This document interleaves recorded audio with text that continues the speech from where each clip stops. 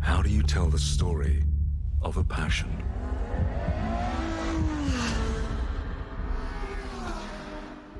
A passion born of the spirit of racing, carried in the hearts of enthusiasts everywhere. That defies time, age, language, and culture. That unites young and old, individuals and team, employees and owners in a lifelong sense of belonging. How do you capture the constant desire to push boundaries, master new technologies, adapt and evolve, to blend tradition and innovation, yet still stay true to your DNA? How do you capture the essence of what must be lived to be understood? For this is the essence of what it means to be Ferrari. To epitomize the power of lifelong passion, the beauty of limitless human achievement, creating timeless icons for a changing world.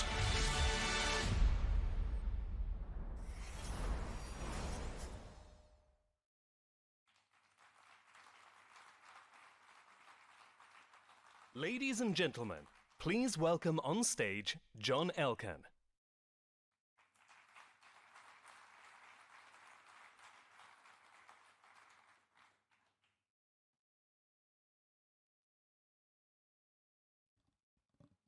Buongiorno a tutti.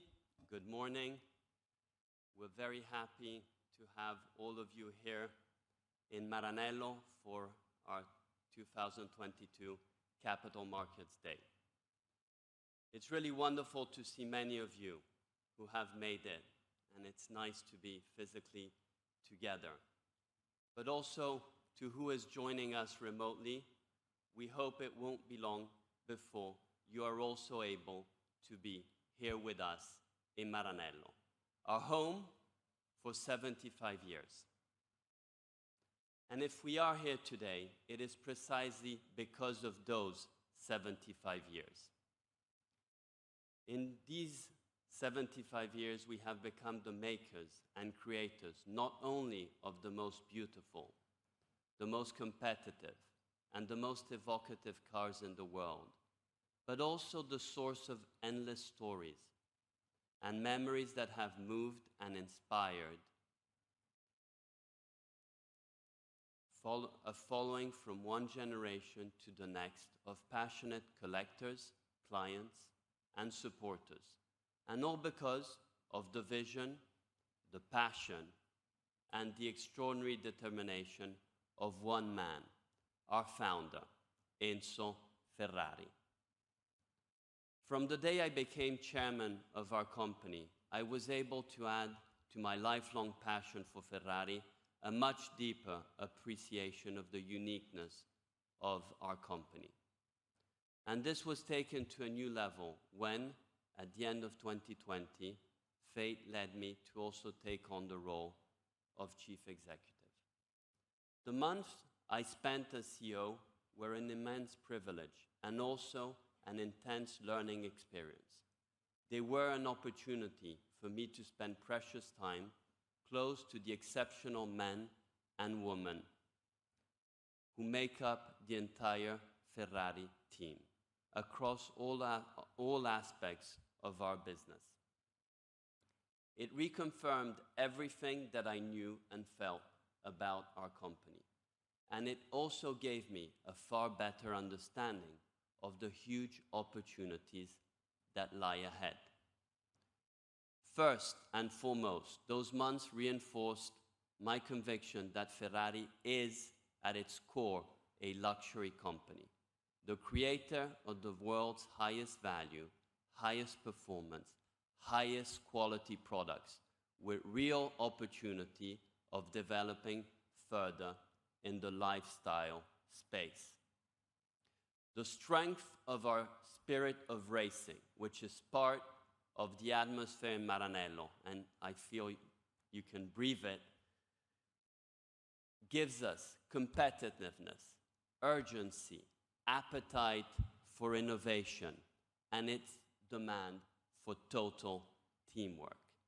That's why Ferrari's story is and will always be inextricably linked to the world of motorsport. Finally, everything we do will always focus on being distinctively Ferrari. We believe the opportunity set by electrification and electronics will allow us to make even more unique cars. That is why we were convinced that we needed a CEO with a deep understanding of the technologies that are changing not just the automotive industry, but also the wider world. Benedetto Vigna, with whom we share the same values, has the profound technological knowledge required, but even more importantly, is an entrepreneur, an innovator who created a multi-billion euro business from scratch in an hyper-competitive industry. As an Italian, he instinctively understands the emotion and the passions that sets Ferrari apart. Today, as I mentioned during my last analyst call last August, we set out the path we will take during this decade. But it will be much more than this. It will provide the foundations on which we will build the continuing long-term success of Ferrari as the world's most distinctive and most innovative luxury brand, moving swiftly to create continuing growth opportunities from the changes of a fast transforming world, but never compromising on our commitment to be the unmatched expression of Italian excellence. I would like to end with the importance of passion, which is the thread that connects us with the world, cutting across cultural and language barriers, bringing together our colleagues, customers, and tifosi as one family. It comes directly from our founder, who in his final speech to his fellow workers entrusted them, "With you, Ferrari will become an irrepressible reality." With Piero and our Ferrari colleagues, we strongly feel this responsibility and are committed to it, as you will learn today. So without any further delay, I'd like to invite Benedetto to begin today's presentation. Grazie.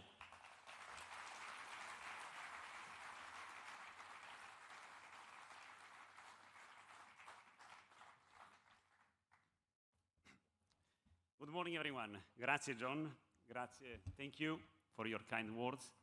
And benvenuti a tutti.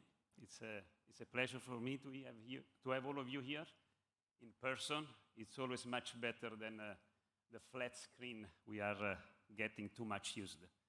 So, benvenuti in a place that I have the privilege to live every day, to breathe that atmosphere John was talking about. Is the place where 75 years ago, the first Ferrari was getting out of the door here in Maranello. It's a place where it's 9 months I'm breathing this kind of passion, deep sense of belonging, this continuous strive for excellence that are the base for the teamwork. And this teamwork you will see today, also in our presentation, that is at the base of our willingness and commitment to push the boundaries farther than ever. I joined Ferrari 9 months ago. It was 1st of September. I have to say that I have been, I'm an Italian. Like many Italian, they are always in love with Ferrari. I remember when I was a child playing with the model Ferrari in the built road track in the middle of the stone from the place where I am. I remember also my first Grand Prix, when I get out at 14 years old to go to see this Grand Prix in Imola. And my parents did not know exactly where I was. They know that I was with someone, some friends, but they did not know I was there. And I also, you know, I studied physics at university, and one of the reasons was that because I had to fix the problem of antenna, because during the Sundays, the race days, I was not able to see correctly the race. At that time, there were not so many Ferrari on the roads. And so it is today. Because the global appetite of luxury product in the world has grown. But we want always Ferrari to provide unique car. And this is our commitment. Unique product. We have seen also in the video before what our colleagues were saying. Ferrari will always deliver one car less than the market demand. This is well summarized in what Enzo Ferrari, our founder, said. And I can assure you that this will never change. This is a key point for our company. Since my first day here in Maranello, I invested a lot of time to talk with many stakeholders, in particular with all the women and the men here in the company. And our founder captured very well this important sentence that you see on the screen. Factories are made of machines, are made of walls and people. Ferrari is made most of all by people. Our people relentless dedication that you have seen in the video a few minutes ago, together with agility and flexibility, well, these are the key to transform the challenge into opportunities. This is very important. The challenge for us have been and will always be opportunities. Our brand is powered by passion and the will to win. Our racing heritage is tell us every day that is the constant pursuit of excellence goes paying attention to every small detail.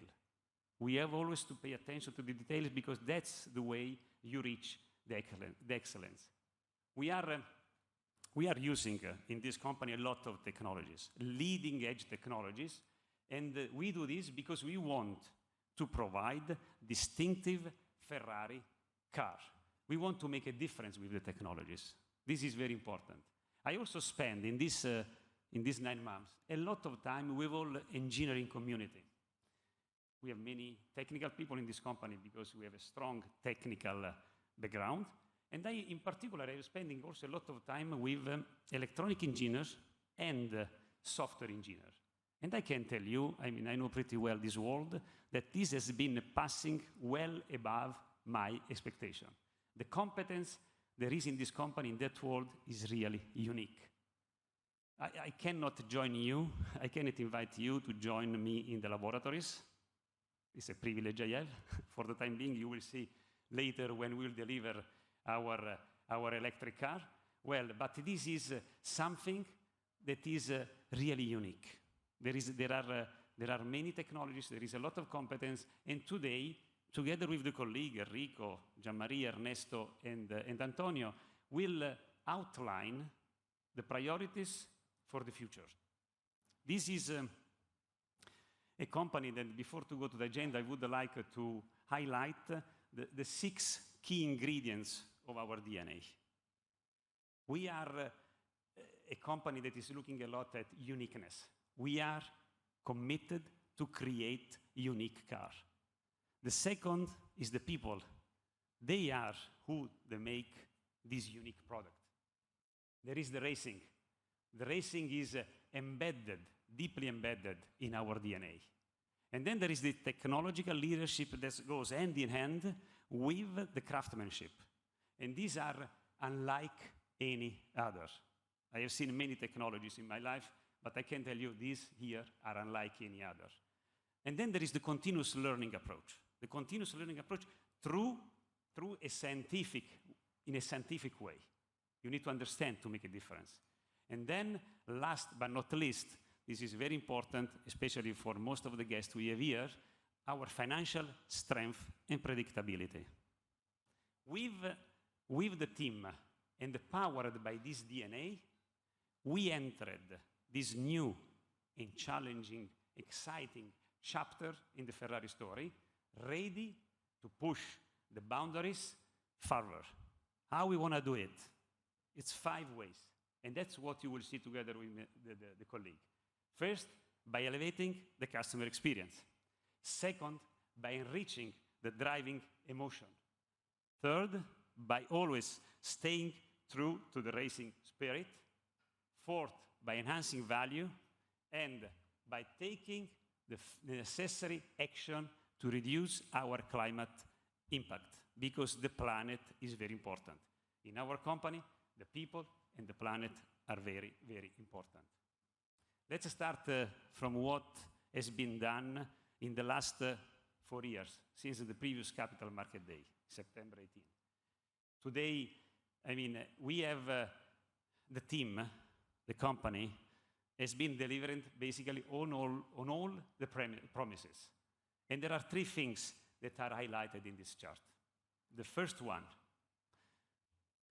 you see what is the cumulated industrial free cash flow that we are confident to reach by year end.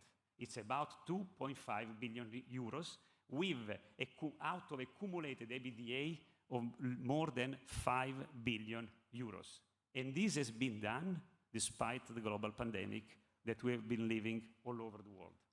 The second, the team said that 15 new models were going to be launched. We did it. We launched 15 new models.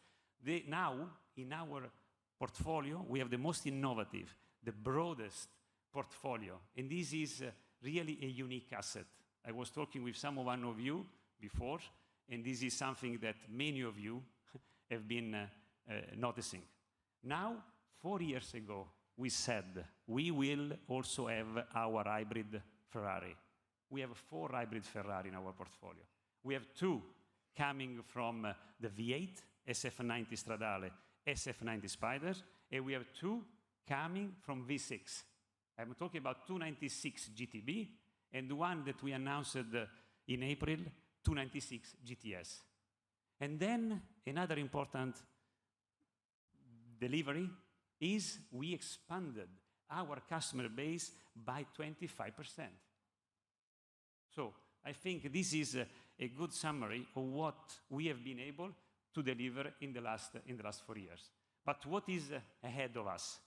With our customer base today, we just touch a very small part of high net worth individuals. We touch 0.3%. The enlargement of this base, the rejuvenation of this customer base is also one of our many opportunities, while always staying true to the scarcity that is core to our philosophy. Now, this is, I think, one of the most important charts of my introduction. Here, I put 2 important things, the trend of Ferrari, of the luxury world, and the trend of automotive. I mean, we, as Ferrari, we are the guardian of an incredible brand that is really uniquely positioned to provide unique luxury products, accelerating experiences, and also memorable emotion. All the luxury trends that you see on the left of this chart are really ingrained in our DNA. I'm talking about personal, I'm talking about sustainable, experiential, and culturally relevant. Personal, because we always put the customer at the center of everything we do. Because we leverage state-of-the-art technologies combined with a human touch. We humanize technologies so that they can deliver the best emotion. And we enrich constantly the touch point so that our customer can feel part of the family. It's sustainable because it's the quality and the durability of all the material we select that make our car last for the life, forever. Sustainability is a priority for us. And you will see in the last part of this presentation what is our plan to become carbon neutral by end of this decade, by end of 2030. It's also experiential, because at Ferrari, on one side, we craft timeless icons that are nice to behold. But on the other side, these cars, you've seen some here, are able to deliver unique experiences. Let's remember the Finale Mondiali, the Cavalcade event. These are the Fiorano experience, just to mention a few of them. And then there is the last dimension that is very important, is the culturally relevant. Why? I'm referring also to the cultural roots of our brand that is committed to constantly enhance, nurture, and make the brand even stronger in a world that is changing so fast. Think about what we do in with our exhibition in the museum. In this way, we highlight the value of our Italian excellence, Italian heartfulness, and the deep sense of limitless achievement. Now let's see a little bit on the right side of this chart, which are the trends of automotive. And I think you can see many pages nowadays. So there is the car in the future are going to be more shared, more autonomous, more connected, and more electric. And there is a reason why some letters are full black, or full red, or partially red and black. So, first of all, let's start with the shared. We are not a mobility company. We want to continue to provide unique experience. This is key. And in future, when more and more cars will be shared, owning a Ferrari will be even more unique. This is very important. Let's see at the second trend, autonomous. It's clear for us. We will stop L2, L2 plus level. We will not go L4, L5. We will have Ferrari with a lot of new technologies. I'm talking about sensor, I'm talking about processor, but this will be always used to enhance the driving experience. We don't want a car to go alone. We want to put always the humans at the center of experience. Then there is connectivity. Connectivity is more interesting. Clearly, we will use some of the connectivity-enabled function, also because we want to get closer and enhance the relation with the customer. You see always the customer at the center. Now, what is really important is electrification. You have been asking me in the quarterly call many questions about this, and we will start to unveil what we plan to do on the electrification. This is very important for us. It's important because on one side, we have to cope with emission regulation. But most importantly, is because we see electrification as a way, as a technology that can enhance the performance of what we do. I mean, think about the hybrid car. Hybrid cars have been done also with the goal to enhance the performances. Gian Maria, later, will show you more in detail what we intend to do. I would say that we, Ferrari, as a specialist and crafted maker company, we have all the skills, we have all the capital, human and financial, to harness this technology, this electric technology, like we are doing with other technologies and like we did. And all this will be done with a disciplined use of our CapEx. And Antonio will show you later how this will happen. Why am I saying that the electric technology has been used, it's a way to enhance the performances? Well, this is something that I let you guess if you want during the quarterly call, and I also really want to thanks for all the patience you had to wait till today. But if you see this chart, it's clear that our electrification journey started in 2009. So we are not entering this transition. We decided to enter. And like all the transition I managed in my previous professional life, it's important the transition are sound and well-paced. It's important.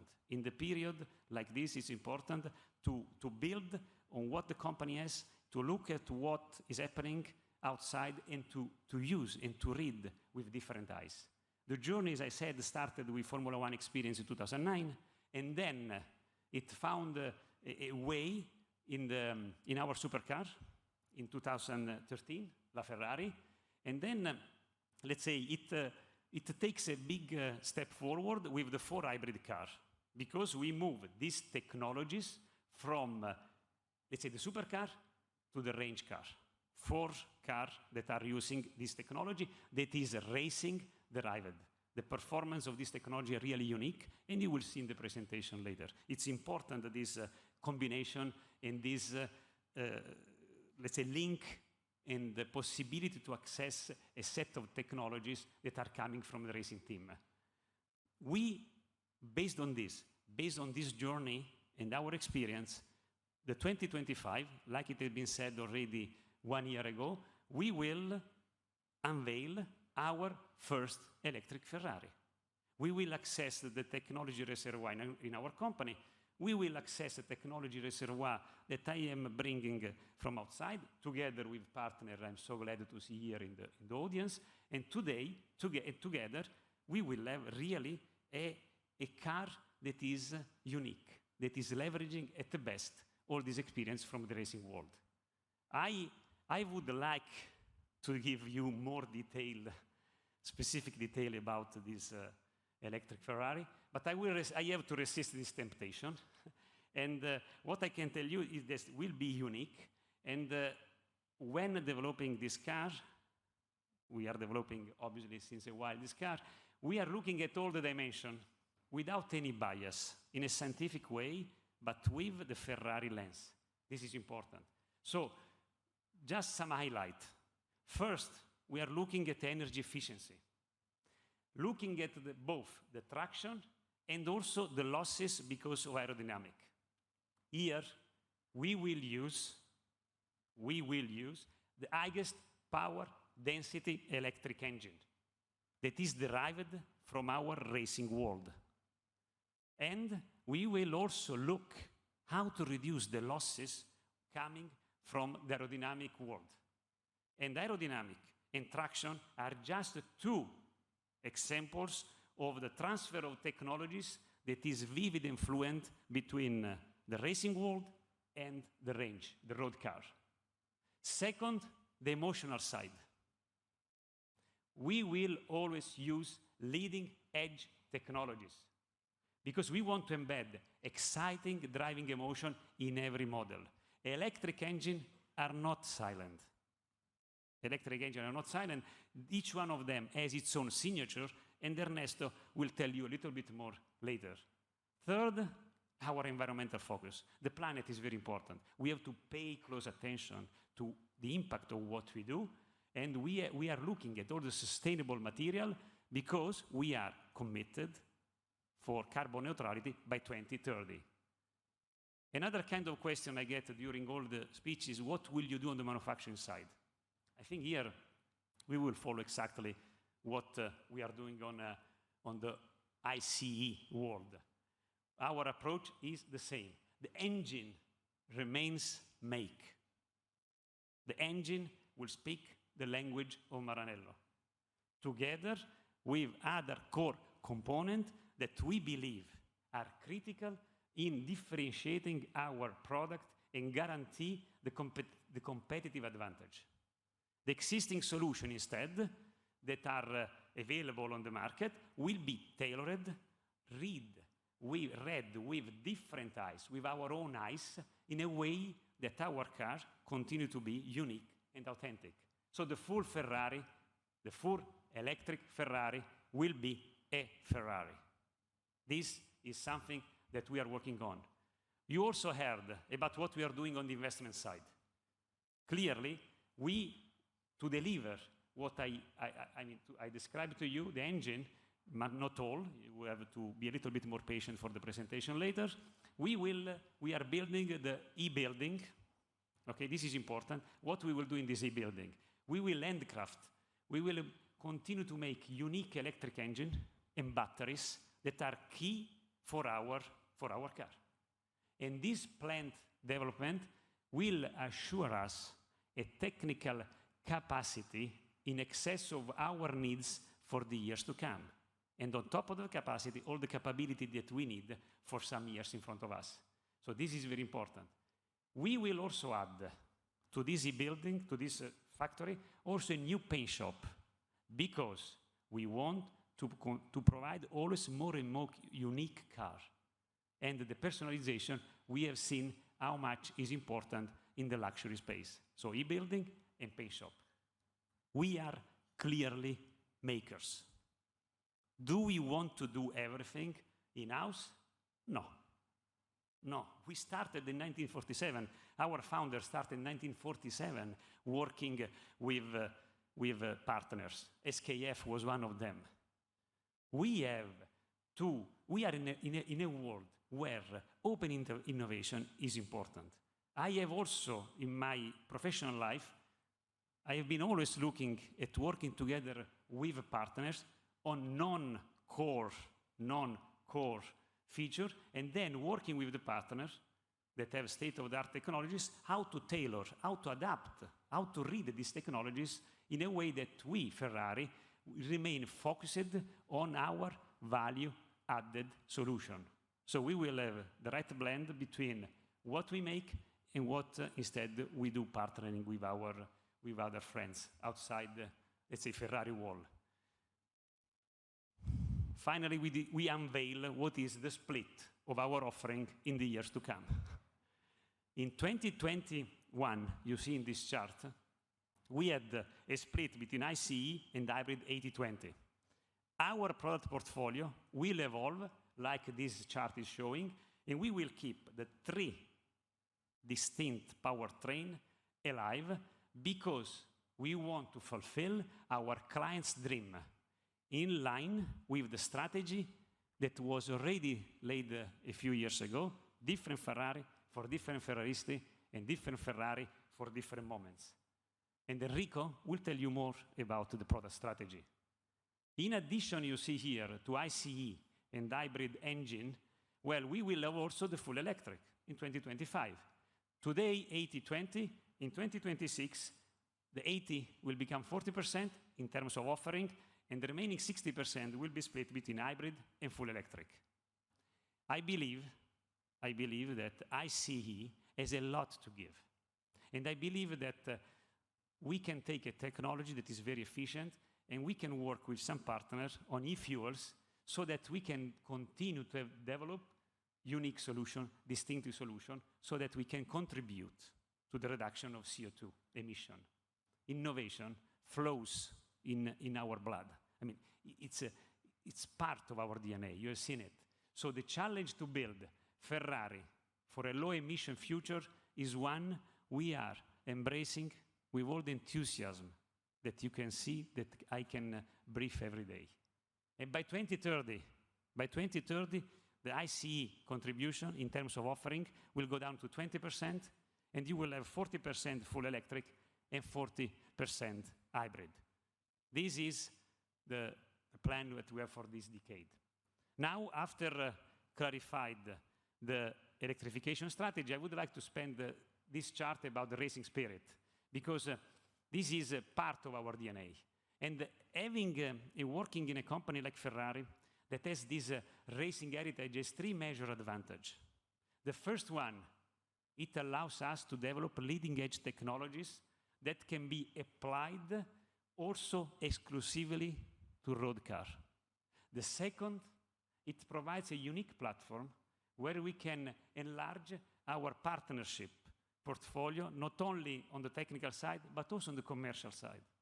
And finally, and this is very important, this is something that you need, you brief it. It reminds us of the importance of speed, agility, and perfection. The need to pay attention to all the single detail.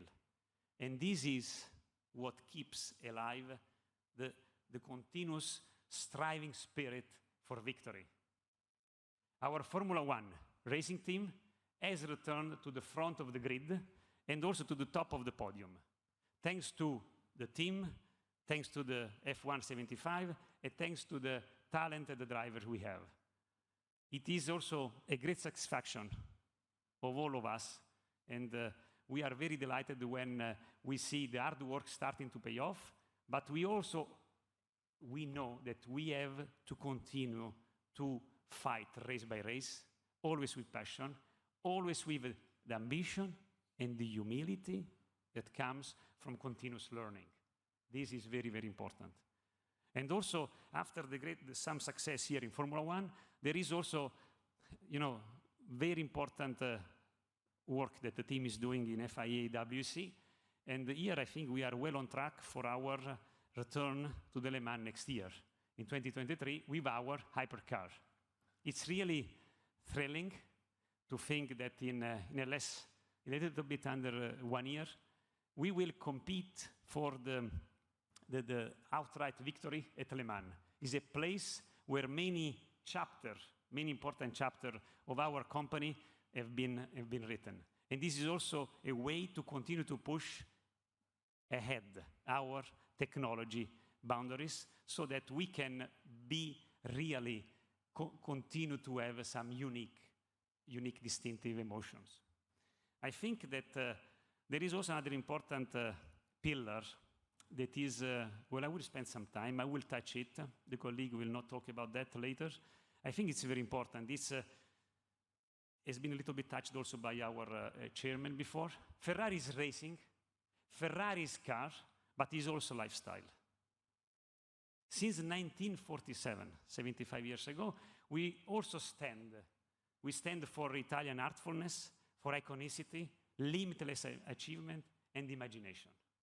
These are all elements that resonate very well with the business of luxury in which Ferrari is playing, where we have a strong legitimacy. That's why, soon after I arrived here, I took interim responsibility for these activities. I want really to understand properly where we are and where it makes sense to go. And my conclusion is simple. We touched only the surface. There is this lifestyle pillar is a way that we can use to delight customers also in different moments, in different ways. And we can enhance the way people live Ferrari in terms of product, in terms of experience, but always remaining in a consistent way. We will entice more women, more men. We will entice also, we'll engage a new generation, new kind of clients, because we want is a unique opportunity to make this brand relevant for a wider audience. So, the Ferrari brand halo consists of what I showed you before, but is expressed himself in imagination, limitless achievement, Italian artfulness, iconicity. And these are the things that are important in a world like the luxury one that is in search of authentic emotion and shared values. Through our cars, we are currently serving only a fraction of our target audience. You have seen before how small it is. But we have also an opportunity in front of us, around $300 billion, with a compound annual growth rate between 6 and 8%. These are the estimations that we are seeing, and in which luxury goods play an important, personal luxury goods play an important role. Through this market, we have unique chance to enhance, to enrich the conversation we have with with the millennials, and also we can pull all the emotion that our brand exercise around the world, not least in Asia. At our last Capital Market Day, you heard the word brand diversification. From now on, 16 June 2022, we were talking about lifestyle pillar. Our soul is inclusive, but there is a common core, a distinctive why, how, and what that we will leverage to drive the growth of this pillar. What did we do since last Capital Market Day? Here you see, we did 5 things. We reduced by 40% the license agreement because we want to protect our brand equity. We also rationalized the retail network in Europe, and we opened 2 new stores in USA. We launched our first two fashion collection, reaching a new target audience for the company. We continued to fuel our enthusiast passion through our Ferrari theme park and our museum here in Maranello and in Modena. We opened the new Cavallino restaurant, not far away from where we are. And finally, we hired also talented people, both on the business side and on the technical side, on the creative side, on the design side. And I'm really happy and delighted to have both Rocco and Carla. Carla Liuni joined us. We did an announcement a few days ago. Carla will be the head of a lifestyle pillar and also the chief brand officer of all Ferrari. Now, are we satisfied with what we did? We are never satisfied. We are always pushing for the limitless achievement. We have always to challenge ourselves. We have to be paranoid, someone in the tech industry is saying. We have an ambitious and realistic plan. By 2026, we aim to double our revenue in this pillar by a factor of 2, by focusing on 3 areas. We will focus on luxury goods, and this we already started to do. We focus on the experiential side with theme park and museum, and also we work on the collectibles. Collectible is a way where the enthusiasm, the passion of the people that conceive, design, a crafted career will express itself in something that is different from a car. So this is very, very important. I think that now to talk about the car and to transition to Enrico, it deserves some attention, this next chart that is about the Puro Sangue. It's an important achievement for all the team. And is also, I would say, something that I had the pleasure, like several other colleagues I see in the room, to drive in the hills around here. It's a really sport car. Yesterday also I have seen some feedback of customers. It's really a sport car. It's unlike any other. Now, if you want to see all the detail, you have to wait for September. But this is 100% Ferrari that is bringing all unique features.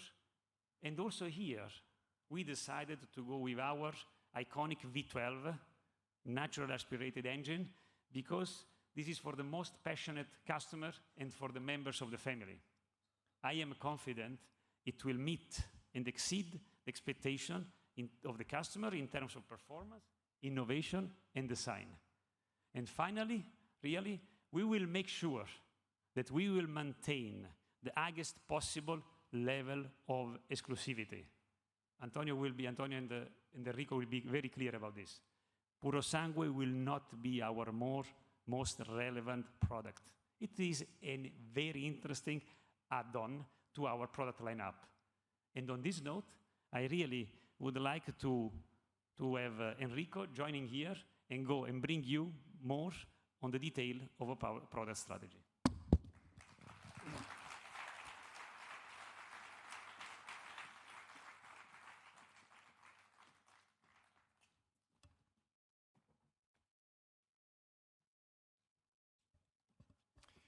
Thank you, Benedetto, and good morning, and welcome to this very important day for the company.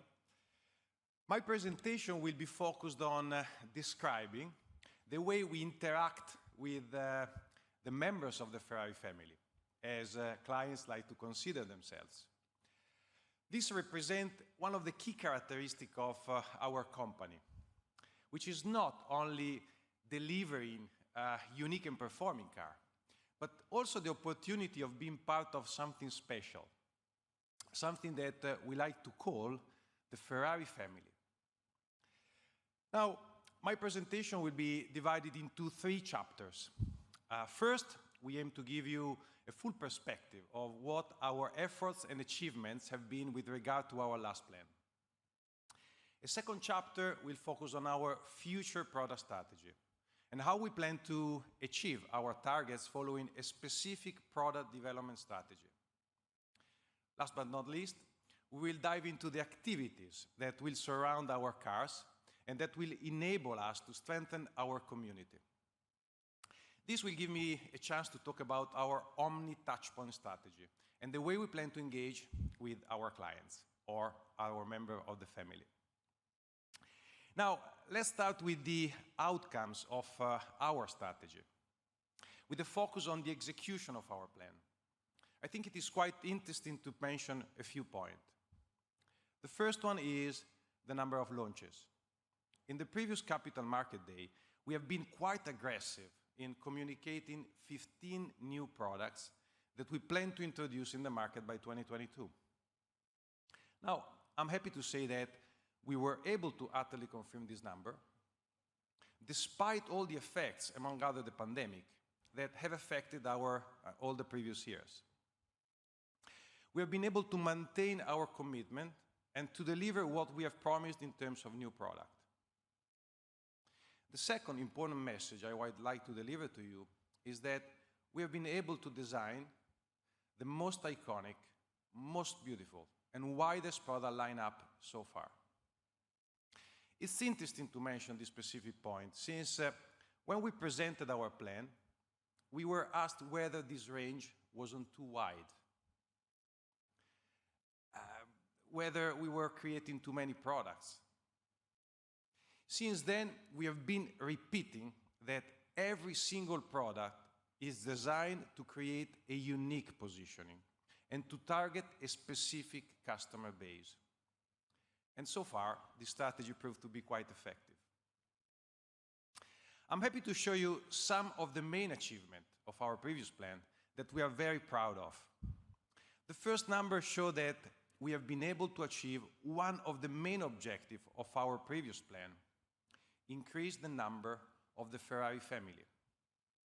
We have engaged with more than 15,000 new clients that were added to our customer base, with a plus 25%. The second number is again quite impressive. We were aiming at decreasing the average age, essentially rejuvenating our customer base. Once again, as you can see, we have been able to decrease the average age by 8 years during the plan.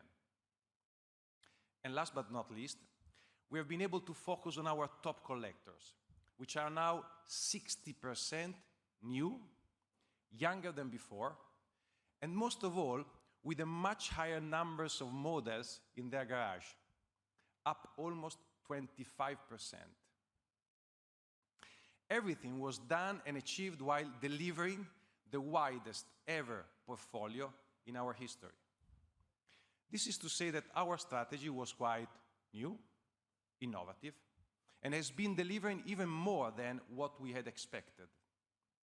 And now we are sitting on a portfolio of orders and the number of family members that allow us to plan for the future. Now, let's talk about the future. And let's focus on the product strategy.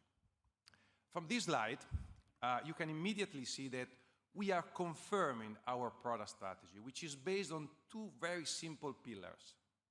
On one hand, we have what we call different Ferrari for different Ferraristi, which was the base of our strategy. Every single product we introduce in the market is designed to satisfy the different customer profile, from a more aggressive sport car to a more versatile sports car. But I will come back to this later in the presentation. And then, having such a wide product portfolio and product range, we can act on the second part of our product strategy, that is named different Ferrari for different moments.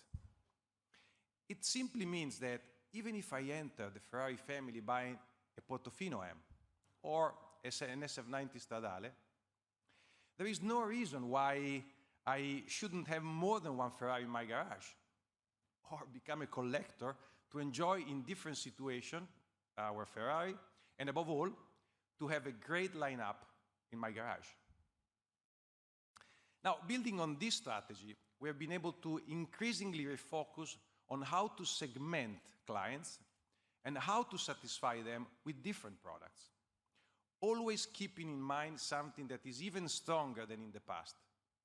The main reason to be for every single Ferrari are performance, and driving thrills. We are selling sports car. Whatever the declination of the product, the starting point is that they are true sports car. In that perspective, we have been trying to polarize our clients, trying to find two extremes. We can say that on one extreme, we can find the sports car driver, client looking for an elegant, sporty, understated design, client that love to drive their car everywhere, in every condition, both by themselves and with friends. These clients use their Ferrari for long journeys or frequently. On the other extreme, you can find the pilot.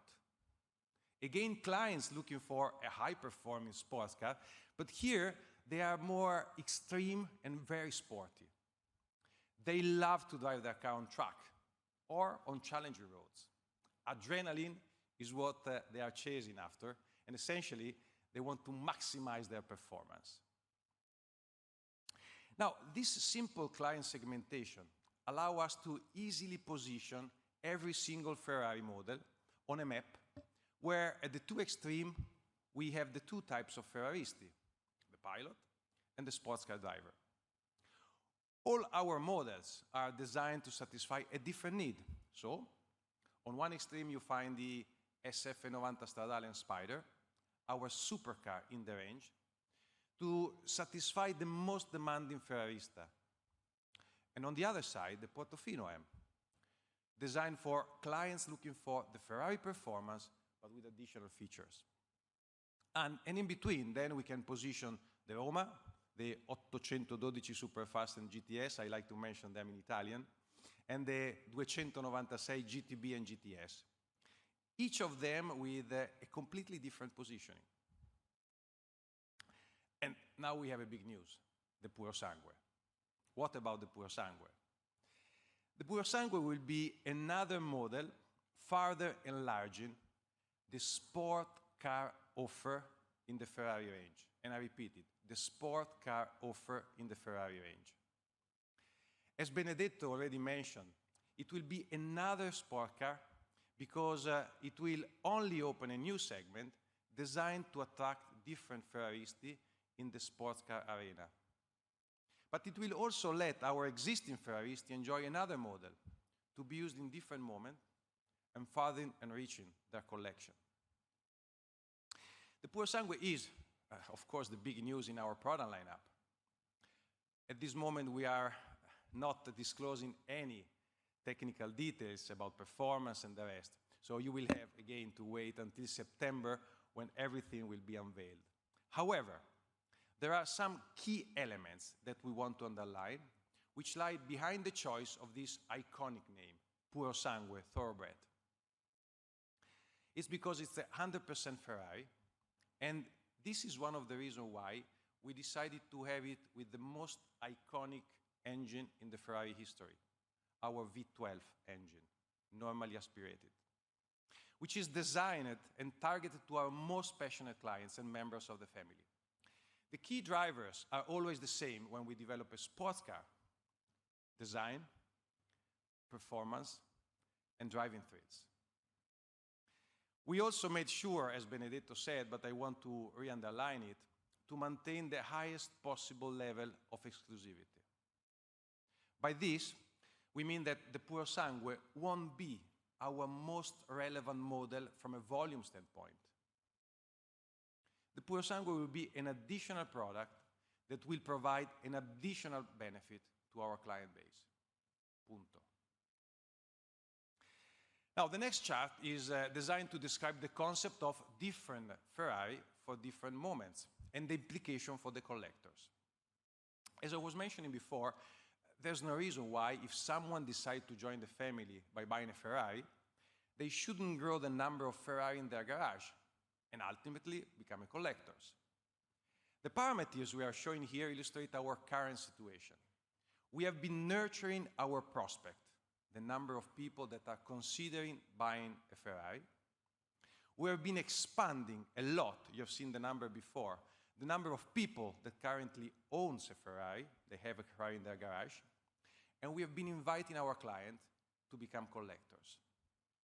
The whole range of products, of our products, is designed for this reason. Different Ferrari for different moment. You buy an SF90 to have fun on track, and you buy a Puro Sangue in the future to have fun with your family, hence allowing clients to grow in the pyramid. Then, in order to further reward the commitments of our clients, we have been designing other product lineups. Together with the range, we have what we call the collector's reward. On one side, a special series, whose objective is to award the top level of the pyramid, and more exclusively with the other two pillars, the Icona, of which we introduced recently the second chapter, the Daytona SP3, and the next supercar. These are going to be our four strategic product pillars in the future. First, we have the full lineup of our range product, with all of them being sports cars focused on performance and driving thrill, but with a level of versatility and design that vary between one model and the other. Then we have the special series that again focus on extreme performance, driving thrills, and design, which are addressed to our passionate collectors. The third refers to the Icona projects, one of the most exclusive projects designed to identify iconic concept, not iconic car, iconic concept of our history, of our past, but reinterpreted with a modern twist and modern materials. Last but not least, the highly awaited new supercar, which will further enrich an already stunning lineup of models, which started many years ago with the 288 GTO and up to the most recent LaFerrari. Well, 4 years ago, in a same meeting, we announced that we were starting to develop this segment, and now we are happy to confirm that it will arrive soon. Now, another important point. As anticipated by Benedetto, we also made another important announcement.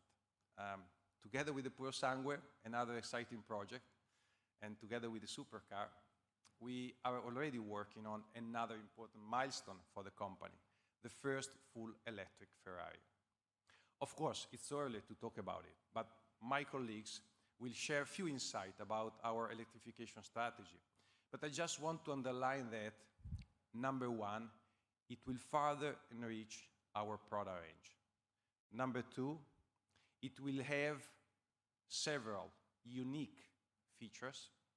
And number three, it will leverage on the experience developed by our racing team. So in other words, as every Ferrari, it will be a sports car. And it will be another model which will leverage on different powertrain to offer a true Ferrari driving experience. All of this will drive us to our next commitment. And I'm happy to say that over the next plan, we are committed to unveiling 15 new products in order to keep our product range up to the level where Ferrari has always been. Let's now move to the third chapter. This chapter is about how we communicate and engage with our clients. We are talking about our omni-touchpoint strategy as we try to identify a clear way to maximize the effectiveness of all the main contact points during the customer journey. Let's review our main activities divided in 3 core touchpoints. Number 1, the physical touchpoint. Number 2, the digital one. And number 3, the experiential touchpoint. As far as the physical touchpoints are concerned, we have been investing with our partner to create a luxury environment where to meet our clients with a consistent execution throughout the world, which brought us to the current footprint, present in 60 markets with 191 points of sales and 240 workshops. We'll complete the implementation of the new corporate identity, adding a further component to the hospitality of our showroom, in order to offer the possibility to use them as community center, not just to sell cars, but to engage and invite clients. All the one that share the same passion for the prancing horse. And last but not least, our people. Since the very beginning, as Benedetto said, our founder has always said that Ferrari is done by people, mainly by people. And this is going to be one of the core assets for us and for the market. because they have to properly represent our company, its history, its present, also its future. That's why we are further enriching our proprietary courses developed by our Ferrari Academy, which are delivered not only to our people, but to more than 3,500 dealer staff that represent Ferrari all over the world. Now, let's move to another important chapter of our commercial strategy. We want our clients to be happy, to smile, but through the whole life cycle of the car. When they buy the car and throughout the other experience. It means that the after-sales support, whether for spare part availability or workshop capability, is extremely important. There are three pillars that are key. First of all, when a Ferrari is delivered, it enters the market forever. We are talking about a car that will last into history, and we are committed to keeping it alive for the next 20, 50, 100 and more years. Second, we want our clients to enjoy the journey. They have to know that they are driving a very reliable car that can bring you wherever you want, and for this reason, we are able to offer a warranty coverage up to 15 years. Something unique in this market that proves how we trust our product. Last but not least, we are working to make our relationship with clients even stronger, faster, thanks to digitalization, which is aimed at improving customer service, as well as ultimately increasing the level of satisfaction of our clients by delivering the best-in-class service. This is a core objective for our entire team because we want our car to be driven. We strongly believe also, now talking about the digital touchpoint, still we strongly believe that our clients want to keep a direct and physical connection with Ferrari. But at the same time, in order to make our relation even more connected and modern, we have been investing on our digital strategy, which is going to be another major focus for the future. Together with creating a direct communication channel with our clients, we also aim at reinforcing the bond with them. Our system will allow us to reach them in order to offer tailored proposal, an opportunity designed to maximize their engagement with Ferrari. Also offering them the opportunity to stay connected with us, wherever they are and whenever they want. And last but not least, our experience touchpoint. I often mention the desire of our client to become part of a community, the famous Ferrari family. Offering them the opportunity to participate to moments where they can share with other Ferraristi the passion for Ferrari and drive their Ferrari. Now, there are many ways to explain what I mean, but I think that the best way is to show you some example watching together this short video. Together for a special moment in time.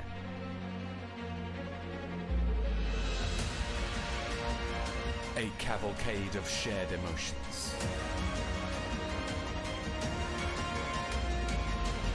A race amongst friends. Bonded by experience.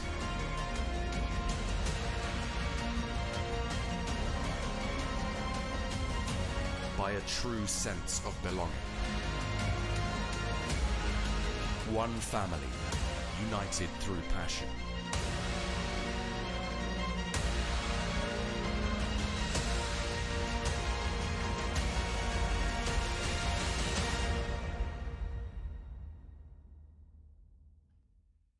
Well, adding words to this video would only dilute the concept, but we just ended the first Cavalcade Icona, dedicated to the owner of the Monza SP1 and SP2, and the smile that you've seen in the face of some of the people in the video were exactly the best and most important reward for our job. Because we want to make sure that whoever buys a Ferrari and keep a Ferrari in his garage is having the possibility to become part of something special, what we call the famous Ferrari family. Now, I'm approaching the end of my presentation, and I would like to come back to the very beginning, because I started my speech again talking about the Ferrari family, and I just concluded it talking again about the Ferrari family. So I think it is key for me to mention again the founder of the Ferrari family, Enzo Ferrari, and one of his famous statements that still represent the foundation of our current and future strategy. Ferrari consegnerà sempre un'auto in meno della domanda di mercato.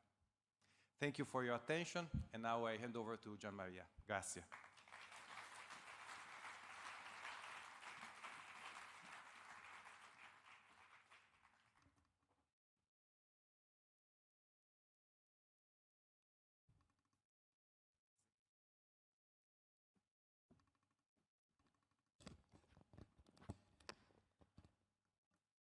Okay. Grazie Enrico, and good morning to everyone also from my side. I am happy to be here for the first time and to contribute to the product development, leveraging on my long experience in Ferrari, both in racing and in road car development. Enrico left some important inputs for me, for my presentation, but above all, for my work. The first was the request to have different Ferrari for different Ferraristi and different Ferrari for different moments. The second was to constantly increase the car's performance and the driving thrills. All these inputs have direct impacts on the product and technological developments. And today, I would like to explain how we are approaching these developments and what we are doing. I'll share with you the unique Ferrari way to develop a car. Obviously, I cannot go too much in detail, but I will do my best to explain to you the concept, the framework in which we are developing cars, and what we mean when we say the unique Ferrari way. You can see on the slide the key elements representing the product DNA. First, we continuously share expertise, technologies, material, and processes with the racing departments. Then, we always push forward innovation on core vehicle areas, including both hardware and software, as well as tailoring existing technologies in Ferrari way, and conceiving distinctive and iconic components, some of which will be explained by Ernesto in a few minutes. But the most important one is our people, that with passion and competencies develop and handcraft all of our cars. All these key elements, linked constantly together, are the core of the Ferrari way. Having said that, as you can see on the slide, the Ferrari way lays upon three main pillars: the design, the performance, and the driving thrills. We carefully balance these three pillars in our cars to a different degree to achieve the ultimate goal of offering a different Ferrari for different Ferraristi on different moments. I would like to drive you through these pillars in a little bit more detail. Firstly, I will focus on design, because since sight is the first sense to enjoy a Ferrari. All the Ferraris have to be beautiful. For us, the design of a car is a structural part of our innovation process. And everything we do to develop the lines of our car is functional to increase the performance and the driving thrills. As this video will explain it to you, please enjoy the video.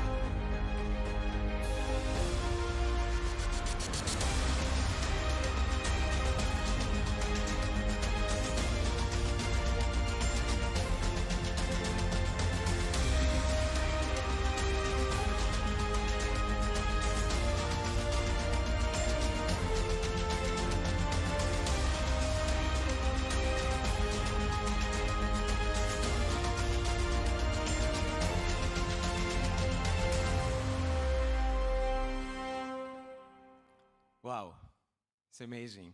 It's incredible what you're able to do. Let me switch now on the second pillar of the car development, the performance. Performance is the easiest to explain, and it can be summarized in the lap time of the Fiorano truck. But also to have a car that is so comfortable to drive. Let's take, for example, the plug-in hybrid SF90, a production supercar with more than 1,000 horsepower, V8 turbocharged with 3 electric motors. It is possible to use the car as a monster of power by pushing and accelerating dramatically, but it's also possible to drive the car comfortably, silently, and in total safety in an 8th gear at 50 kilometers per hour while talking to the passenger. Furthermore, being a plug-in, it's possible to use a car in electric mode to enter city centers in total silence. Our car product range is capable of satisfying all the different Ferraristi, but also satisfying the same Ferrarista in a different moment. So, I would like to share with you our approach and our path to defining the perfect balance of the key elements that shape our product range. Of course, power. Specific power, is one of our excellences. It always been. Enzo Ferrari said that the engine is the soul of the car. We are pushing forward this concept, always maintaining a strong connection with our roots. We are becoming closer to the engine by developing a profound knowledge in aerodynamics, control, weight, as well the gearbox. All these elements are needed to achieve the Ferrari DNA. Aerodynamics is essential to achieve the load, to have the correct grip in turns and reduce the drag on the straight. Mechatronics, that is the control integration of mechanics, electronics and software, is key to pushing the car when on the edge, not only to achieve the performance, but also to push forward the driving emotion. Weight is fundamental to design different Ferrari because lower weights means performance. And last but not least, the driveline is fundamental to gain acceleration needed for the lap targets, but also for the versatility that I just described. Now, I would like to drive you through our journey into performance. Only 10 years ago, we had the V8 and V12 engine, where the V12 was the highest performing one. Already back then, we knew that the hybrid engine was the right technology to increase even more performance. And we developed La Ferrari V12 hybrid with that purpose. To build the hybrid range, we first started to develop the new V8 family, using the turbocharging technology, the foundation on which to build hybridization. And we created one of the most acclaimed engines in the world, the one that on the 488 GTB. Based on this achievement, we pushed the V8 towards hybridization. And we developed the SF90, as I said, the first range supercar, V8 turbocharged with 3 electric engines, becoming our most performing car. We weren't satisfied, and we continued to push for electrification, developing the new V6 engine on the 296 GTB, the apex of the driving thrill. In our product range, the V8 and V6 are the internal combustion engines that perfectly match with the electric ones to create unique power units to increase performance and the driving thrills. But the V12 is an essential part of our heritage, and will keep on pushing its evolution forward to create unique cars with a very special soul. The A12 Competizione, the Daytona, the Puro Sangue are simply our latest expression. And many more will come in Ferrari's future. Do you think we are happy to rest with what we have achieved so far? The answer is no, not at all. We strongly believe the hybrid to be the current technology that can further increase performance. Also, Formula One is adopting a V6 hybrid engine, and looking at the future, we plan to extend this technology to other racing activities. This technological prowess will continue to be transferred to our road cars with the many cars we have in our pipeline for the years and years to come.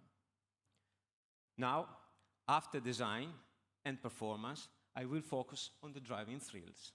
What does it mean? We also call it the visceral driving emotion that drivers feel at the wheel.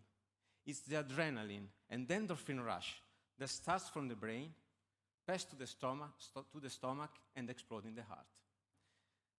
It's a physical and mental experience that creates a big smile on the driver's face and pushes the driver to experience it more and more. How can it happen? Why is Ferrari unique in this driving emotion? The answer is simple in one way and challenging in another. Simple because you can easily experience it when you drive in a Ferrari. Challenging because we must bring together all our expertise and competencies to reach this goal. This occurs every time and with all the Ferrari that leaves the Maranello gates. Let me introduce now a short but very impressive video to show you what Ferrari means in terms of driving thrills. Enjoy the video.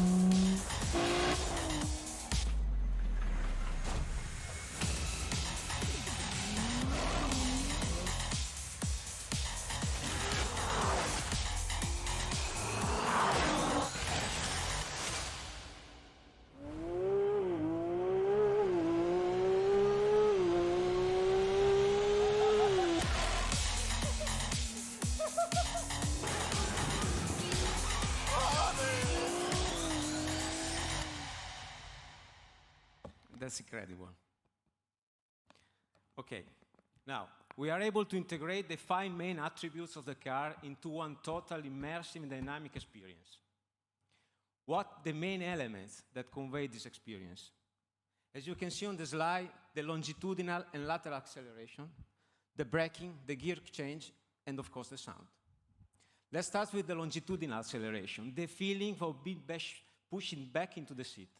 For this experience, of course, power density is needed, and we always has been the best in class. But also the throttle response is key. And our engineers have shaped it the perfect cure to achieve this, ensuring that the pressure you put on the pedal is precisely translating the car response that you receive. I wouldn't suggest you to pull all your strength on the pedal unless you have the stomach able to manage the exciting acceleration you'll get from a Ferrari. Second, the lateral acceleration, which means going to the turns and increasing constantly the speed from in to out. Thanks to the perfect balance, grip, control integration, stiffness, power delivery, and weight reduction. Having the perfect safety feeling depending on the driver's competencies with the manettino position, which means that from a maximum control setup on through to having the total control off, every driver can have the same enjoyment and happiness when driving into the turns. The response of the steering wheel is the key. Turn the steering wheel to put the car in a precise position, and magically the car will do exactly what the driver wants. Third, the brake response. Like the throttle and the steering wheel, the braking response is the key for driving thrills. The car has to brake with a huge deceleration, thanks to the Carmo ceramic brake components and their perfect integration with the car. It's a unique feeling to brake very, very close to the turn and experience the tight deceleration load. Fourth, the gear and the response of the gear shift. For every upshift and downshift, the gear will give you extra acceleration or deceleration to increase the shift feeling. And fifth, the sound, the engine sound. It is the part of the experience that links together everything that I just described. During the longitudinal and lateral acceleration, the engine sound increases with the RPM, as well in the upshift and the downshift to increase visual driving emotion. The unique Ferrari way is the ability to seamlessly conceive and achieve all these elements while perfectly shaping and balancing them to reach unique visual driving emotion and brings out a big smile on the drivers' and passengers' faces.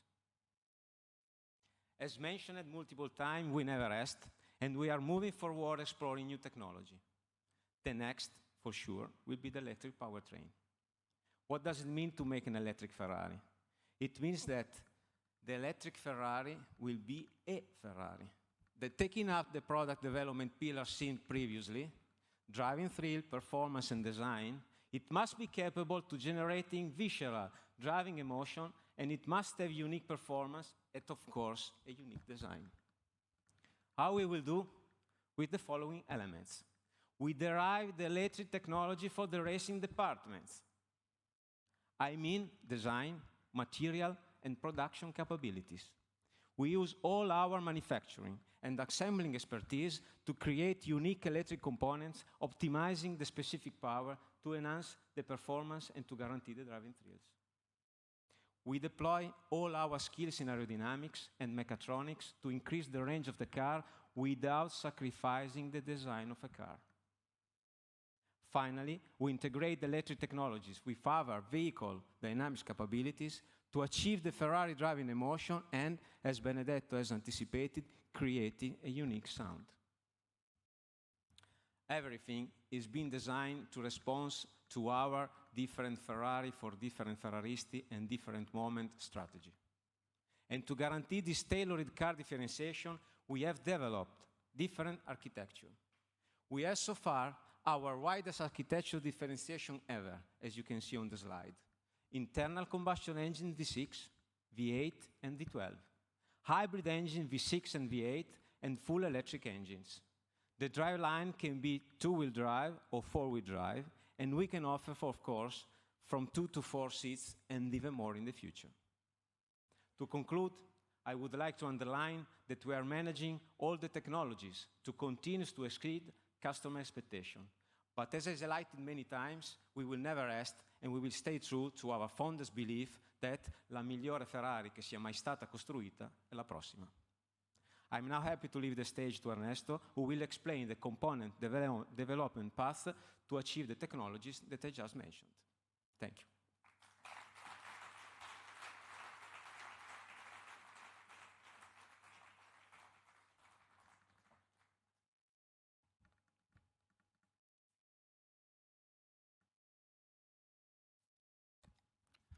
Thank you, Gianmaria. Together with an amazing engineering team, I'm happy to contribute to the technology transition, leveraging on my past experience in analog, power, and sensor chips. Gianmaria has explained where our vehicles will be positioned in respect to design, performance, and driving thrills. Now I would like to share some insight on how we will do all of this. The engines for performance, focusing on power density. Then the Ferrari dynamics. Here, tailored mechanics component, sensor, and our performance software, developed over a decade of experience, are key. I will then provide a glimpse of our relentless innovation, where innovative materials, alternative fuel, lubricants, and coolants are fundamental. Let's start from the engines. Ferrari engines were, are, and will always be the best in class for what is its key parameter, specific power. In the engine manufacturing team, we have been working on Ferrari engines for 3 generations. This is what we mean when we say that the engine is in our DNA. For Ferrari, the internal combustion engine continues to be a priority in our development roadmap. All engines are not conceived in Maranello. They are also designed and crafted and assembled in Maranello. The powertrain offering will become wider in the future, including full electric, hydrogen, and other technologies. The world of electric and combustion engine has many similarities. They both require multiple sets of expertise that intersect with significant commonalities. We have identified 4 of them. The first commonality is the racing world. This has been the case in the past. However, it is even stronger with the electrification transition. The architecture of our electric engine is racing-derived, but the challenge has been to industrialize this engine, to move from unitary production to thousands of units. A challenge that we have met also thanks to the precision mechanics know-how already existing in Maranello. A third similarity between these 2 worlds is the cooling system. and on this we can leverage on our fluidodynamics know-how. A further factor that makes our engines unique for a performance point of view is the software. And once again, we are applying everything we have learned over the years in the combustion world to the new challenge of electrification era. We can now draw a parallel between these two worlds. The combustion chamber corresponds to the inverter, and Ferrari's plan is to have the best-in-class inverter based on silicon carbide technology. This technology will allow us to manage at the same time high voltage, high power, and to work at high frequencies, leading to higher power density for our electric engine. The piston corresponds to the magnet, which will be racing-derived, with some modification to enable the industrialization. And the fuel is the battery. For Ferrari, the battery is a strategic component, and for this reason, as in the case of the electric engine, it will be made here in Maranello. Today, all electric cars have great longitudinal acceleration. However, the same cannot be said for the driving trees. The full electric Ferrari will combine performance with driving trees. This is our goal, and this is what will differentiate the full electric Ferrari from all others.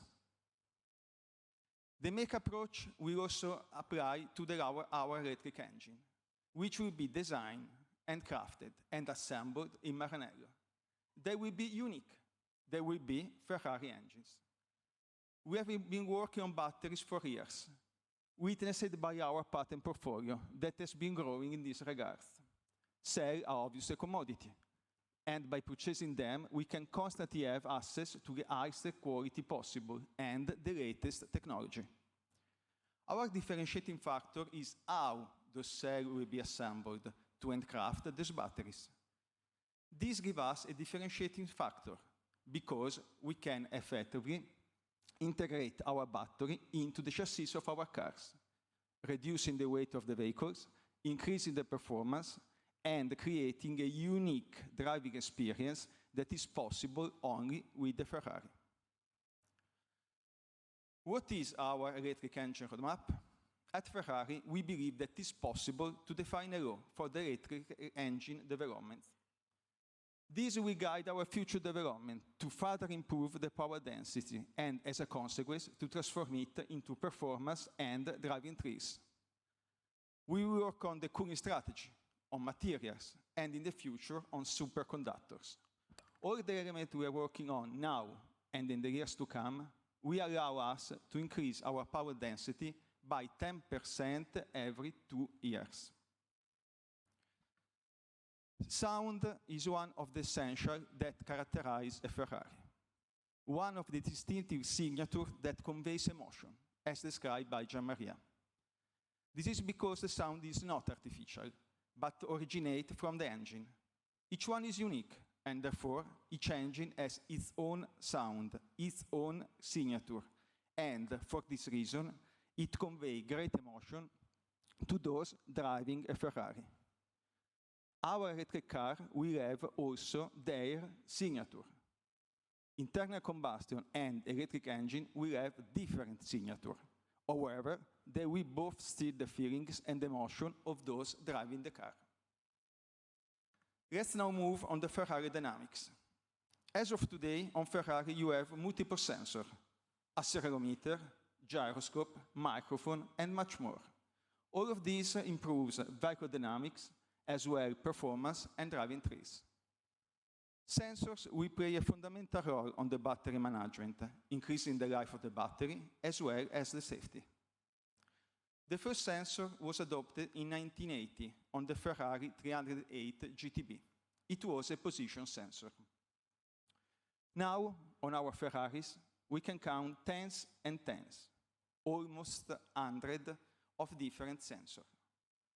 In the near future, our car will be equipped with a new sensor that will allow us to further improve the existing feature and enable new functions. Longer term, new sensor technology will come up in the market, allowing for new application and step up in performance. An example, just think about quantum sensors. The performance software found in a cars is becoming a fundamental element to improve performance and introduce new function. The future will bring more of this, and in a new ways. This is really a great news for Ferrari. Ferrari has been a pioneer. Just to recall a couple of examples. The pedal shift on the F335 Formula 1 in 1995, and the manettino, introduced on the F430. Two iconic elements that are still present in every model of our range. Once again, racing has allowed us, and will allow us again, to be at the edge of innovation.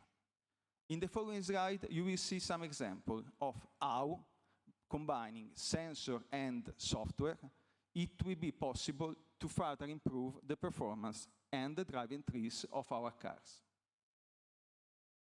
Driving trees is not just acceleration, it is also the braking experience, stopping distance, and much more. Before the ABS introduction, it was the driver's ability to reach the limit in braking. The ABS has made the experience easier, but we managed to improve on it. Thanks to the information we have from the many accelerometer, gyroscope, and the deep control vehicle software know-how existing in Ferrari, we have reduced our braking distance by approximately 10% when you compare a Ferrari with a 6D sensor or without it. In addition to the reduction of the stopping distance, braking will become much more repeatable and precise, further increasing the driving experience, the safety feeling, and above all, the driving trees. Now we can see a video to explain what Ferrari active suspension technology is about.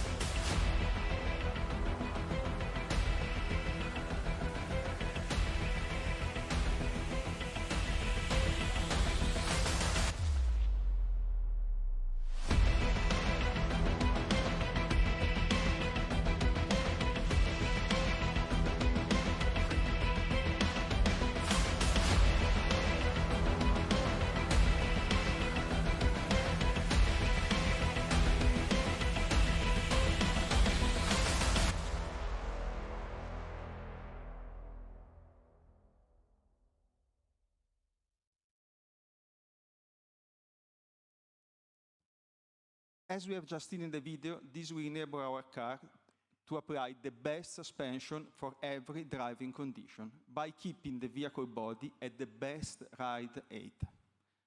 An example is what our car will do while cornering. There will not only be a rotational movement, but a real lowering of the car's center of gravity. This will allow to generate higher lateral acceleration. That means to corner at higher speed. And once again, will result in an increasing in performance and driving trees. Now, I would like to share with you a first glimpse of the Ferrari dynamics control. And, as usually done in Ferrari, this innovative feature will further enhance the driving trees. On a straight, you will have maximum speed stability. While entering a bend, you will experience the optimum balance between stability and agility, reaching maximum lateral acceleration while cornering. And you will have a maximum traction and stability exiting from that bend. This is yet another reason why Ferrari's electric car will be a Ferrari. Not only because it will have the best-in-class engine, with all that follow from a performance point of view. Our car will convey unique emotion to the driver. When it comes to innovation, our goal is to enhance the performance and the driving trees. As you can see on the chart, this is the result of a special combination of various elements I have briefly touched on today. And this is just a glimpse of what we are working on. Performance and driving trees will improve. However, what we improve more than anything is the emotion that our customer will experience when driving a Ferrari. Be prepared for change is part of our DNA, and for this reason, climate change is a further stimulus to do what we have been doing for years: innovate. We have been concentrating on new materials, and an example of this is the recycled aluminum, for which CO2 emission could be reduced by up to 90%. We are also working with partners on alternative fuel, such as e-fuels, coolants, lubricants, which will allow us to reduce emission also with our IC engines, building on our heritage. A further stimulus to innovation are the regulation that more than ever in these years are rapidly evolving, and that are not always aligned between different countries. The goal here is to find solutions that will allow us to be compliant with every regulation, without penalizing the performance and the driving trees. To conclude, I want to underline that for us, the technology transition is a unique opportunity to enhance our car performance even further. We start to develop our high-performance electric engine well before the world was regulating this transition. And thus, I would like to end with this quote from our founder, which in Ferrari will always be true: il motore è l'anima di una vettura. I will now hand over to Antonio.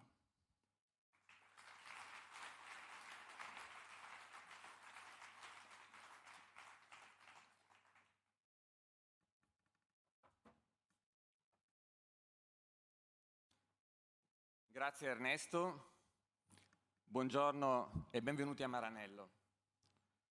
I'm really glad to welcome you here in person. As you may expect, I will explain how all what we have said so far translates into financial performance and outline our targets for the next 4 years. Before looking at our future, let's take a step back and review our track record since listing. Ferrari key financial strengths have historically been growth, margin expansion, and solid industrial free cash flow generation. In the last 6 full years, we were able to grow our top line by almost 7% annually compared to 2015, while preserving exclusivity through a strict control on shipments by model and by geography. We doubled our EBITDA and expanded our EBITDA margin by almost 10 percentage points to close to 36% in 2021. We generated approximately 2.45 billion euro of industrial free cash flow with a sound cash generation ratio of 34% on average. Over the same period, we prioritized the capital allocation towards capital expenditure to fuel the future development of the company, while rewarding our shareholders through 930 million euro in dividends and share repurchases worth approximately 850 million. The COVID-19 pandemic implied for us an 8% decrease in revenues. However, our EBITDA margin softened by only 70 basis points, which compares very favorably even in the luxury brands arena, and was more than offset by a positive jump of almost 3 percentage points in 2021. As already recalled by Benedetto, despite COVID, we confirm our confidence to meet in 2022 our accumulated industrial free cash flow target, as disclosed in the context of our Capital Markets Day of September 2018. And I may also add that this year we'll end up just a touch below the accumulated EBITDA target. As described by Enrico, We have a very exciting product pipeline ahead of us. We'll be able to play all levers offered by our widened range of powertrain, whether ICE, hybrid, or full electric. But we'll keep on applying very carefully our scarcity model and maintain the offer of Iconas and supercars far below 5% of total volumes, special series at around 10%. And we'll be very disciplined and apply such philosophy also to our Puro Sangue, for which we currently plan to maintain the yearly average contribution to our shipments below 20% over its life cycle. That perfectly fits with our vision to go for value and not for volume. Finally, the financial ambition I'll outline in a minute are predicated upon the assumption that the extremely buoyant demand we've been witnessing in the last 12 months will gradually normalize. Over the planned period, therefore, volume growth is expected to be front-loaded and within our current production capacity. But let's now review the evolution of our revenues. Car-related activities will generate the bulk of our growth in the next 4 years. In this representation, they also include the sales of engines to Maserati, whose contribution will cease in 2023, and the financial services activities. We target to grow such revenues at a yearly pace of roughly 10% compounded. This implies an increase of more than 2 billion euro over the planned period, with the rich product portfolio being the main driver, along with the contribution of personalizations, whose weight is assumed to remain within our historical experience in relation to revenues from cars and spare parts. Other revenue streams are also projected to positively contribute to our group's performance, both from our racing and lifestyle activities, which include the ambition to double lifestyle sales by 2026 versus pre-pandemic levels. All in all, we target to achieve total group net revenues up to 6.7 billion euro in 2026, with a compounded annual growth rate of 9%. Based on such top-line growth, we aim to reach an EBIT of approximately 1.8 to 2 billion euro by 2026. The two main drivers will be price mix, that will be the main contributor and evolve according to the product cadence. In addition, personalization will also further enrich the mix, with percentage margins in line with last year's. And then volume, albeit to a lesser extent. Our targets and this analysis assume only limited changes in the allocation of our sales by geographies, with the overall weight of China, Hong Kong, and Taiwan on our total yearly shipments expected to grow and remain above 10%. It is worth noting that sales in China are the most profitable in absolute terms, while the least in percentage terms, since duties and indirect taxes inflate average selling prices. Opportunities to grow our customer base in China, therefore, implied an upside in terms of EBIT and EBITDA at the expense of their margins. Industrial costs and R&D will grow, mainly due to D&A of all CapEx required to develop the product range, as well as to expenses incurred to further enhance Ferrari's technological edge. In these numbers, we have factored in the expected cost cap from the F1 financial regulations related to the chassis and the development of the power unit. As a reminder, the current F1 regulatory framework is subject to renewal in 2026. SG&A will grow close to 9% annually and will not exceed 8% of our yearly revenues, reflecting mainly communication and marketing activities to support product range, lifestyle, network, and organizational development. Our assumptions with respect to foreign exchange rates beyond 2022 is that the US dollar will float against the euro around 115, which is not significantly different from what we had on average in 2021. We acknowledge that this is weaker than today's rate, but much closer to medium-term consensus. As a result of the above, we aim to strengthen our profitability metrics over the planned period at a pace of 11% annually. That is faster than revenues, and we target to achieve a remarkable EBITDA margin in 2026 of approximately 38 to 40%. Cumulated CapEx spending over the planned period will amount to a total of 4.4 billion euro, with approximately 75% of our investments focused on broadening and innovating the product range, aiming at the just announced 15 new launches over the next 4 years.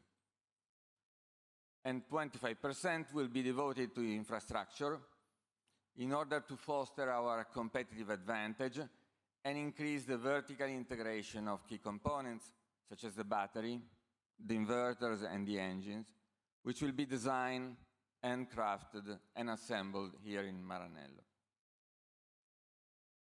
As a result of our plans, by 2026, the allocation of CapEx by powertrain will be approximately 25% ICE, 40% hybrid, and 35% full electric, with CapEx devoted to full electric, leveraging also previous year investments on the hybrid components. After 2022, we project the incidence of capital expenditure over revenues not to exceed 15% on a yearly basis, and the ratio of CapEx to D&A to stabilize at around 1.2. Between 2021 and 2026, CapEx are therefore growing by 5% annually. We target accumulated industrial free cash flow of approximately 4.6 to 4.9 billion euro over the planned period. That is to double what we generated in the 2016-2021 timeframe. Also, the accumulated cash conversion ratio is improved by almost 10 percentage points to 44%. The industrial free cash flow generation will be mostly sustained by the growing profitability net of capital expenditures. All other cash components are a net drag. And the advances on our limited series models will significantly benefit certain years at the expense of the following ones, but are seen almost neutral on accumulated basis over the planned period. Our tax rate is assumed to keep on benefiting of the patent box regime and remain slightly above 20%, even under the new rules that we will start applying from 2025 onwards. On this slide, you can find the summary of the financial targets we have set for 2026. Net revenues up to 6.7 billion euro, adjusted EBITDA between 2.5 and 2.7 billion euro, with the EBITDA margin to further improve to 38 to 40% at the end of the plan. Adjusted EBIT between 1.8 and 2 billion euro, with an EBIT margin between 27 and 30%. Adjusted EPS diluted in the range of 7.2 to 8 euro, growing annually by a compounded rate of more than 11%. And finally, industrial free cash flow, reaching the cumulated amount of 4.6 to 4.9 billion euro, including the 2022 base year. This compares with our guidance for 2022, which we are confident to meet at the high end of its ranges. And we also confirm the 2023 targets of 1.8 to 2 billion euro of EBITDA and its margin above 38% as previously disclosed. With these targets in mind, an appropriate consideration of the self-financing capabilities of Ferrari over the planned period, the company decided to proceed with the proposal of a dividend payout for the following years, raised to a steady 35% of adjusted net income from fiscal year 2022 onward, and a roughly 2 billion euro shares repurchase program to be executed from now to the end of the planned period, in line with the progress of our free cash flow generation. Under these assumptions, and with the cash generation that we target, we expect to achieve a net cash position before the end of the plan, and this clearly represents an opportunity for further favorable adjustment to our policy to reward our shareholders going forward. With that said, let me recap. First, our plan rests on a solid and comprehensive ground, underpinned by the visibility granted by our unique business model. It privileges revenue over volume and therefore entails a stronger price mix contribution made possible by an exciting model pipeline. Second, the plan also includes a significant degree of innovation and appropriate investment to fuel our growth trajectory even beyond this planned period. Third and final, we are determined to enhance shareholders' value through the judicious return of our free cash flow to you, our shareholders. Here at Ferrari, we are committed to flawlessly execute this plan and to grasp all the opportunities that lie ahead for our company and further grow its value. On this ambition, let me conclude by quoting our founder Enzo Ferrari and recall our own responsibilities. Un buon 65-70% del valore di qualsiasi impresa commerciale sta nella sua ricchezza umana. Grazie per l'attenzione. I will now leave the floor to Benedetto.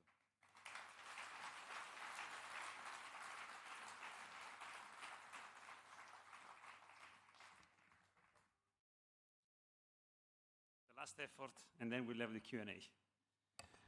Okay, so now we talk about something that is very important for our company. Before I spoke about uniqueness, the people, the profitability, but I also underlined the seriousness of our commitment to ESG. We will see a brief video now, and in this video you will see all the deliberate action that we do in ESG space, but then later I will make a specific focus on the environment. So let's see this video and then we talk about environment. What defines luxury today? For Ferrari, it is a commitment. A commitment to our founder, to his relentless pursuit of innovation, to looking ahead in the pursuit of a clear objective. It's a commitment to our community, delivering exceptional experiences for our owners, inspiring and rewarding our fans' devotion, and enriching the society around us with altruistic initiatives that lead to positive change and share skills and knowledge. And it's a commitment to our people, the heart and soul of our company, providing an environment that empowers them to continue delivering excellence, caring for their well-being and their families, and rewarding their sense of belonging. It's staying true to the values that make us uniquely us as we continue to evolve.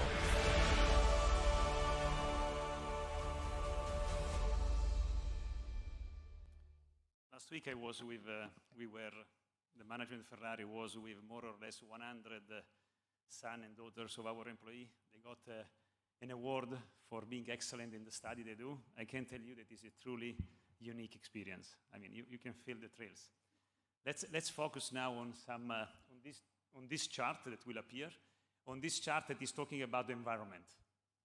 And here, as I told you at the beginning, in our DNA, there is this continuous learning approach through a scientific way. Antonio helped me to get used with numbers. Here we don't talk about dollar, we talk about kiloton of CO2. And we choose to put some numbers, some chart with numbers, because we want also to be unique in this sense. We want to show you clearly which is our carbon footprint and which are the action that we are taking and we plan to take. So, two numbers in this chart. The unit is always kiloton. In the world, we have 58 million kiloton per year. This is the CO2 equivalent footprint we are doing, the humankind is doing every year. Ferrari is doing 622 kiloton. So the Ferrari impact is very small. We are talking about 0.001% of the global man-made emission. Well, this does not mean that since we are small, we don't care. This is exactly the opposite. We want to be a catalyst for change. We feel this responsibility. We feel the responsibility, and we want to show that things can be done because of limitless achievement of humankind. The mission we are doing every year, are falling in different categories. You see different color in this chart. So there are emissions that are coming from the tailpipe of the car, but there are also emissions that are coming from other parts, the industry and the energy. So, and this is true for all automotive companies. So we here in Ferrari, we want to follow an holistic and scientific way. We don't want to limit only on the emission from tank to wheel. That is very, very important, and that's what I will show you now today, one by one, what we want to do. So, first of all, we have mapped our carbon footprint through all the scope 1, 2, and 3 that we are doing. So basically, all these numbers I'm showing you have been certified by ISO 14064 through a scientific way. Our CO2 emission cover 3 streams. Number 1, indirect upstream. This accounts more or less for 45% of the total emission and relates to our supply chain and procurement process. And the majority of this stream comes from raw material extraction and basic component production. The second, the direct one, is what we are doing in the operation here in Maranello, and this accounts for 15% of the total emission. The third one is the one that most of the people limit to, is the tailpipe, is the downstream, and it is related to vehicle use phase. In our calculation, we do not take in account the CO2 footprint related to the end of life, because as we said, Ferrari is forever. Now, if you look at this figure, this commitment is really to go beyond the decarbonization of the use phase. We want to look overall, and we want to focus on the green energy. We want to focus also on the recycled materials and the development of innovative technologies capable of disrupting the present while designing the future. This is very important. Technologies is going to be used for the car as well as for what is needed to make the car. Now, let's see the correction that we are planning to do. Let's see scope 1 and scope 2. Okay? So, what are we doing in a few hundred meters far from here? Number 1, we installed a 1 megawatt power of hydrogen-ready fuel cell. Number 2, we are building, it will be completed by end of next year, and we are installing 37 megawatt of photovoltaic system. Number 3, we will generate 77 megawatt from newly introduced biomethane for our 3 generators. This will be enough to absorb all the peak that we have on our plant. This is scope 1 and scope 2. And this action, and the fact that since 2014, 100% of the electricity we use comes from renewable sources, means we will decarbonize all our facilities by 2030, will be 0. But we don't want to wait till end of this decade. We want to act now, and that's the reason why we are starting to purchase certified carbon avoidance and sequestration credit that will help us to be compliant since time 0. Over the time, you see the black curve will go down, will go up with the scope 1 and scope 2 activities, action that I described to you before, with clear carbon reduction neutrality operation. Now let's look at what is happening instead on scope 3. And again, sorry if I bother you with these numbers, but I think it's important in a company like us to be scientific and also to be specific, okay, not only percentage. So let's look at what is the upstream. We will reduce clearly the vehicle use phase because we will go electric. So we will, if you have seen before, we will increase the percentage of cars that will use electric traction. And by 2030, at least an average of 50% of the CO2 emission per car will be reduced. This, however, will increase the raw material emission, because to produce 1 kilo of aluminum or steel, it's producing less kilogram of CO2 than 1 kilo of lithium or cobalt or manganese. So we have to go to look upstream. And we are looking already recycling, the use of recycled aluminum, the using of recycled steel, and this to reduce by 2030 at least by 30% the CO2 footprint of each car. We will keep a constant dialogue with our partners in the supply chain. If you see here on the supply chain, we take some margin. You see that it's flat. We believe there is something to do. We don't have yet a clear plan over there. We will work with the partners to see how we can reduce them. So we will look carefully at all technologies to reduce that. And while we are looking for all these new ideas for decarbonization, well, we will also, as I said, engage ourselves for the production, for the purchase of certified carbon credit. But here in Ferrari, what does it mean, climate contribution? Well, there are 2 distinct and transparent pillars. The first one is the purchase of these carbon avoidance and sequestration credits. And here we have started a partnership with Climate Seed, that is an impact-driven company that is pushing for innovative projects, also with a positive impact on the climate and the social contribution. The second one is to create Bosco Ferrari. This is an Italian reforestation project with the aim to act locally. These are the 2 ways we refer to when we talk about global climate contribution in our company. So, Ferrari is committed to go carbon neutral by 2030. Our contribution to achieving the target set in 2015 by the Paris Agreement is threefold. Number 1, the carbon neutrality in all our operations. Number 2, we reduce at least by 40% our scope 3 emission per car, focusing mainly on material and vehicle use phase. And 3, engaging in high-quality projects with climate and social contribution. And I'm really proud to say that we will do all this being committed to set science-based target. Galileo was not far from here, was from Pisa, and we want to do in a scientific way.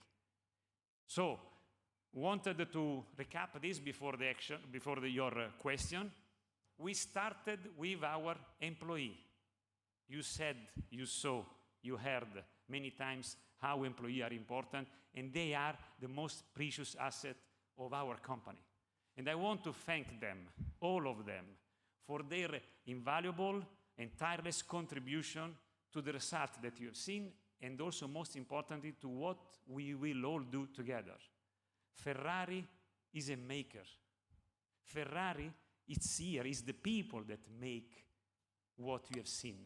And one of my most important jobs is to empower them to make sure that from all my colleagues, we can get the best as we build day by day the future that we have been laying in all our presentation. This is a company that is dedicated to uniqueness in all what we produce, in how we produce, and also to the unique emotion, to unique experience that I think you can brief in the video, but also in the presentation of the colleague. And to fulfilling the dreams of our growing customer base.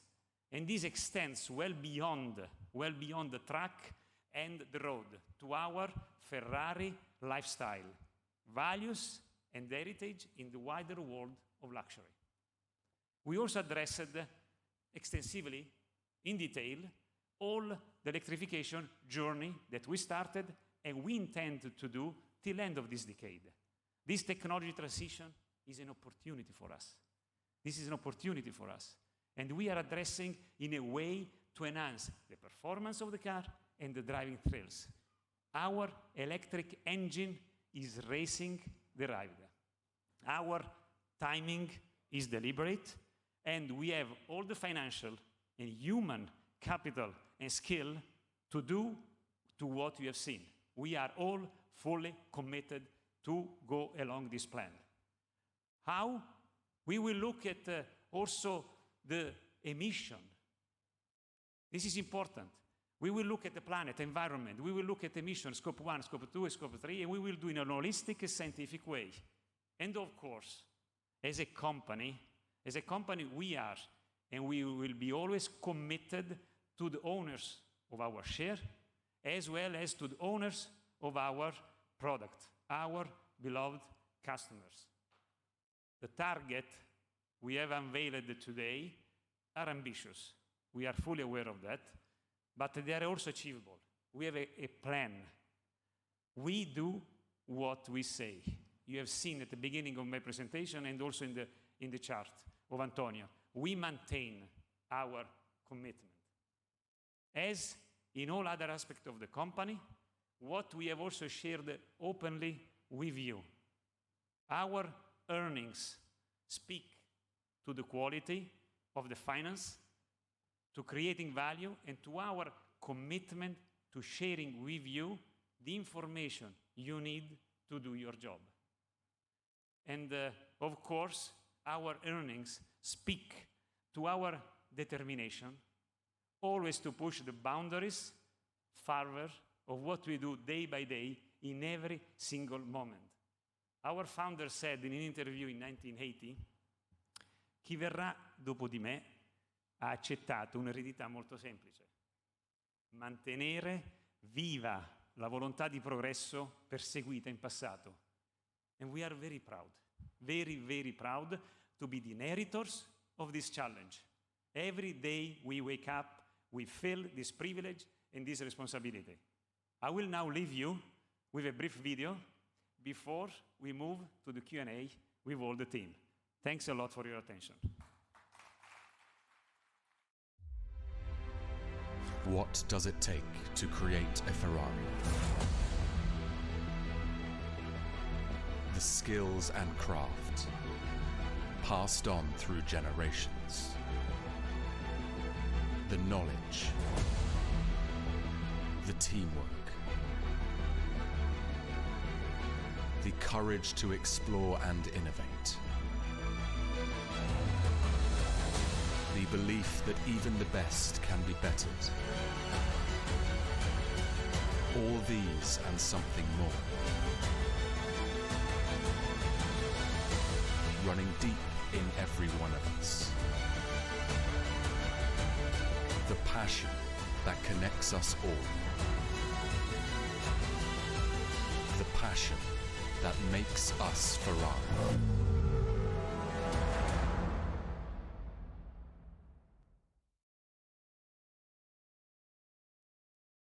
Ladies and gentlemen, the Q&A session will begin shortly.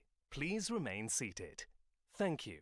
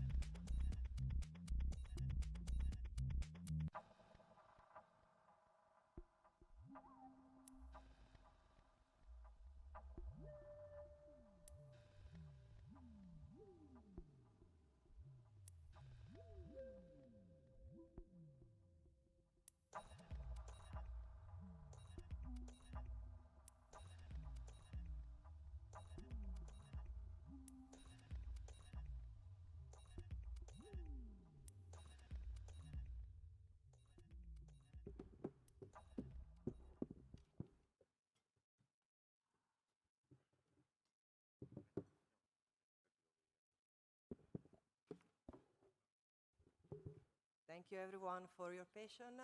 We kindly ask you to raise your hand, wait for the microphone, and once you receive your microphone, to state your name and your company name in order to allow also for those on the webcast to follow correctly.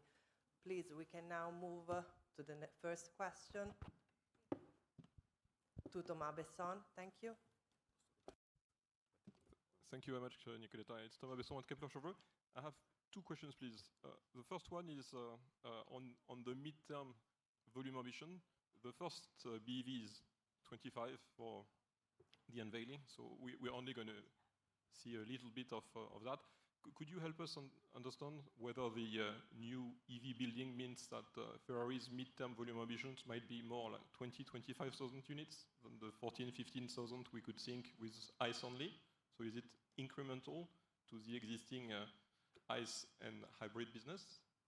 And the second question is, I think there's been a fear before this event about CapEx at Ferrari.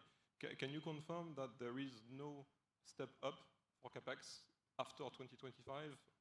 I mean, we're going to stay at or below 15% of revenues with depreciation to CapEx ratio staying around 1.2. Thank you very much. Thank you. So I start from the e-building. As I said in the presentation, the electric car is an integral part of our strategy. We will unveil it in 2025, and by that time, we will be ready with the e-building. And everything that is being shown up here in the presentation is consistent. So the top line, the split of the offering, as well as the production capacity, they are all consistent. The second important point is the CapEx. And here I would like to refer to the chart that I was telling you is one important chart of my presentation, the trend in automotive sector. You may remember that I said that we have all the human and financial skills to make it happen. And the reason why I'm saying that is that there are some trends that are typical of large automotive suppliers that are not touching us, but for which a lot of CapEx is needed. So the CapEx figure that you have seen in the presentation of Antonio, again, are consistent with what we need to do in a unique way, also because this electric, let me say, electrification of the thermal engine started a few years back, 12 years ago. So we believe that the numbers that you have seen over there are what is needed to make happen what has been shown to all of you in the presentation. We can now move to the next question, Giulio Pescatore. Hi everyone, Giulio Pescatore from BNPP Exane. Thanks for taking my question. The first one on the Puro Sangue. Thank you very much for the sneak peek yesterday, for the teaser. Was very interesting. Can you maybe share your thoughts on the? Have you opened the order intake first of all, and can you maybe share what you've seen in terms of reaction from customers for this model? And then the second question, the previous assembly line allowed you to produce around 15,000 units, and you're now building a new one. Where does the ceiling go? I'm not saying that you want to get there in the next 10 years, but where does the new ceiling move? And then maybe last one, I found the decision to do your own assembly of battery modules quite interesting. Can you maybe share your thoughts on why do you need to do that, and why do you think that differentiates you, given all the investments that the industry is putting in place for that type of technology? Thank you. I'm tempted to ask you how was the Puro Sangue, but I will first answer your question. So I will take the third one, and I would like Enrico, you manage the Puro Sangue because you can comment about the feedback you get from the client. So the battery. The battery is an important part of our, of electric car. And we want to make sure that the battery is done in a way that is using, if you want, a commodity, the cell, in a unique way. You have heard before in the presentation of Ernesto, the battery management, the weight for the dynamics. These are all things that you can do in the right way if and only if you know how to use it. We don't make aluminum by ourselves. We use aluminum. We will not make cell by ourselves. We will pack them in a way that the driving emotion and the performance of the car and the design of the car can be fit in the right way. So this is the reason why we said in the e-building, we make also the battery. For this reason, we need to master something to exploit at the best the technology and to extract the biggest part of the value that that technology can bring to the customer experience. While on the Puro Sangue, I would like Enrico, if you can comment about the two questions. I think there's a simple word to answer your question, which is going to be a big problem for the company, a positive problem. Why I'm saying that? Because as we mentioned, we are trying to deliver something unique, and as always, when we deliver something unique, there is a high expectation from our clients. Already today, before the official presentation, which will happen in September, we have been contacting at first our important clients, the one at the top of the pyramid that we showed before. And all of them are willing to buy, which means that it is going to create two problems. Number one, the expectation for delivery, because we won't be able to deliver all of them immediately. And the second, the additional opportunity that we want to fully exploit, which is to bring new members of the family. So, in a nutshell, the car is already, and the reaction we are receiving are overwhelming, and most of our client base are willing to have the car. So, yeah, we already have a big order bank, which we are not disclosing, but maybe in September we will give you a glimpse of what is the coverage we already have in front of us, which is not going to be a few months. But there is also about years. No, the second part of the question, if I understand well, Giulio, was, this is going to be, like all the car we make, exclusive. We do not want to double the production volume. We want always to preserve the uniqueness of this car, and we set clear target in terms of, this is, as I said, as we said, is an add-on to our product lineup. It's not a multiplier by two. This is important. Thank you. We can now move to the next question. George, please, go ahead. Thank you. George Galliers from Goldman Sachs. Thank you for your very detailed and insightful presentations. I just wanted to start with the battery cell, which you referred to as a commodity.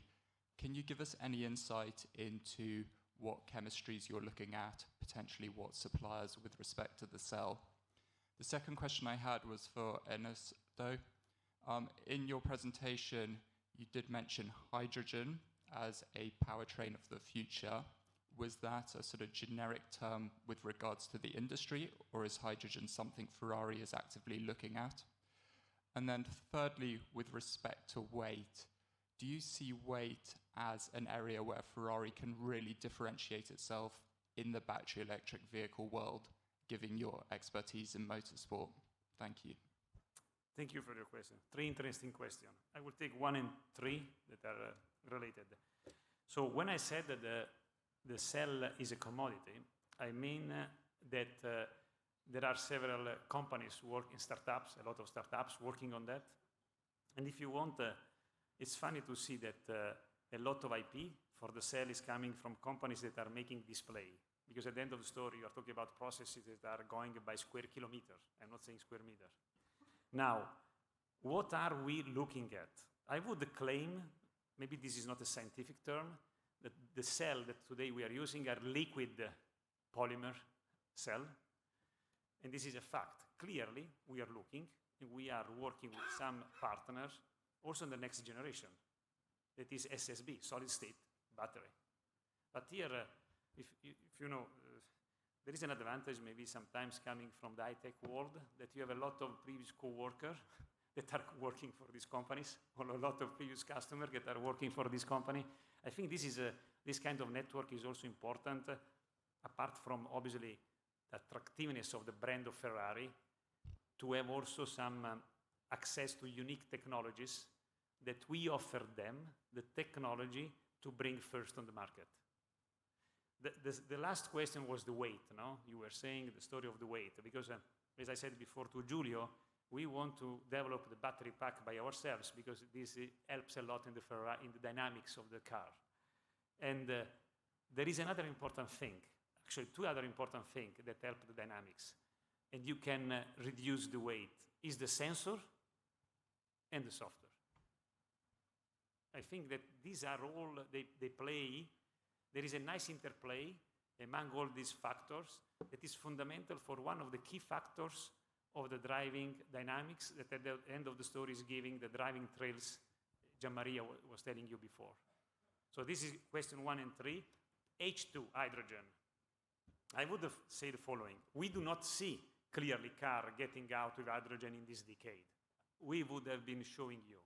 But it's also true that we are in a situation where there is a technology transition.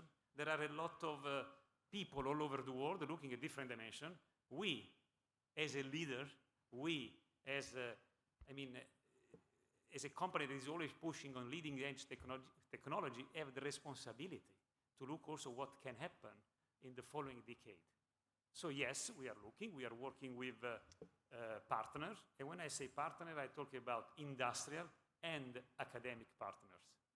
But we believe that hydrogen is an important path to explore for the second decade in front of us. Very clear. Thank you. Thank you. Thank you. We can now move to the next question. Please, Michael, the floor is yours. Hi, Michael Benetti with Credit Suisse. Thanks for all the detail today. A lot of great topics to touch on here, but maybe one for Antonio for the boring finance people like myself in the room. I think the prior plan you laid out in 2018 was 7 to 8% revenue growth, 12 to 14% EBITDA growth. This algo looks like 9% revenue growth, 10 to 12% EBITDA growth. And the plan looks like it's driven by licensing and sponsorship growing faster than the total company, which should be a very high margin part of the business, driven by pricing and mix again. It seems like there's some underlying assumption of profitability in the cars business that's a little bit lower to result in a slower EBITDA margin guidance, or would you characterize it as conservatism? Or maybe just walk us through some of the breakpoints on EBITDA that might be different from the prior plan. Yeah. Well, I think the main difference compared to previous plan is that this one is front-loaded in terms of volume. So we are not betting and extrapolating on the current demand, while the development of margins is mainly driven by mix and price, as has been shown in the chart in the EBIT walk. Actually, the contribution of revenues from racing and lifestyle is positive, but as you may see, it does not represent the bulk of the areas of improvement of the company. So when you look at the overall profitability, I think the sound development of the mix is the one that really matters. And on top of that, we believe we can be cost efficient, meaning we keep having overall costs, both at the SG&A and at the R&D level, which now grow at the same pace overall as the revenues. So overall, they are improving margins. Thank you. We can now move to the next question. Please, Susie, please to you. Hi, it's Susie Tibaldi from UBS. Thank you so much for the presentation.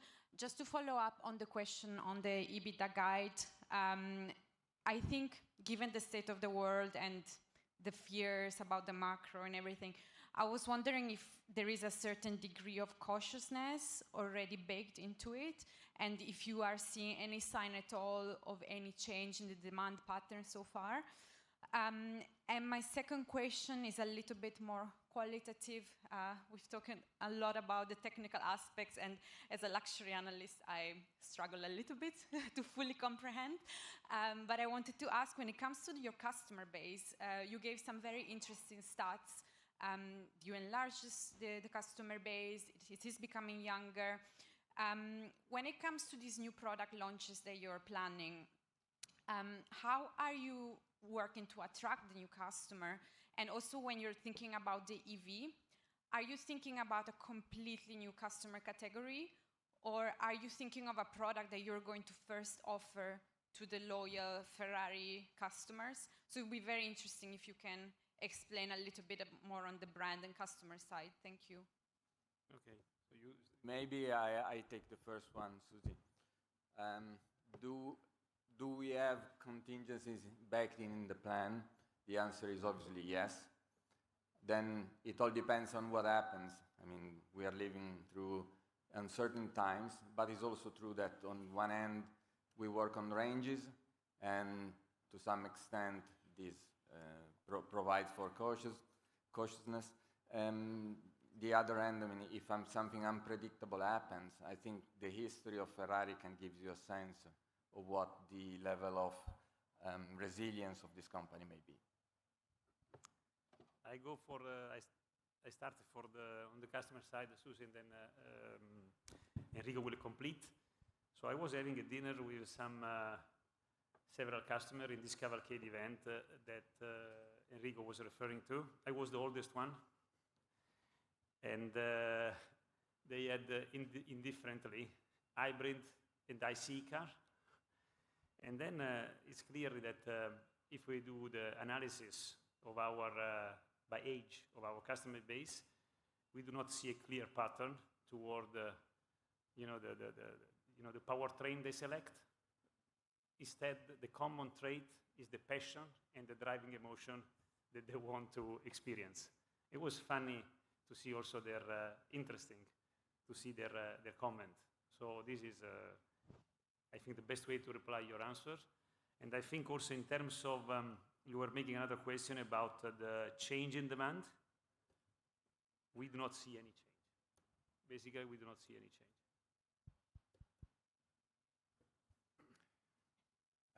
You want to add something, Enrico? No? Yeah, maybe just leveraging on what Benedetto is saying and giving some further insight. Maybe another interesting number that we can share is that now almost 40% of our clients has less than 40 years. Why I'm saying that? Because there is a nice maybe story I can tell to answer your question. The biggest gift we did to our clients recently was the Daytona SP3. You know why? Because it's a normally aspirated engine. So our clients are petrol heads. They are connected, linked to this technology.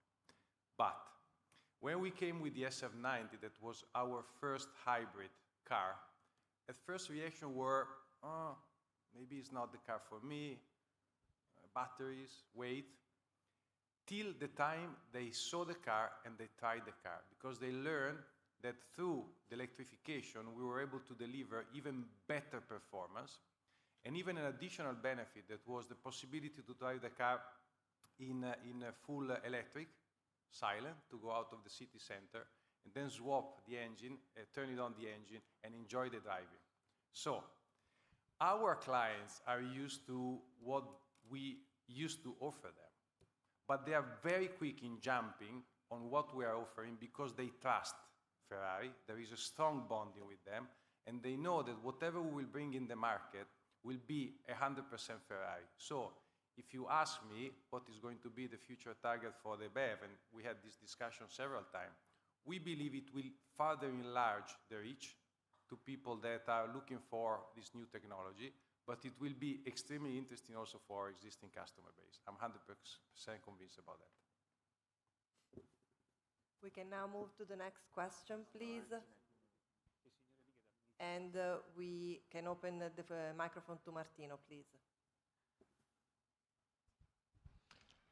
Good morning. Thank you. Martino De Ambroggi, Equita. The first is a general question for Benedetto. You are adding families, you are adding new models, but after 9 months, what's the level of volumes you consider the threshold to preserve the exclusivity? You also remind the rule of selling one car less of what the market requires. The second is on the free cash flow, in 2 parts.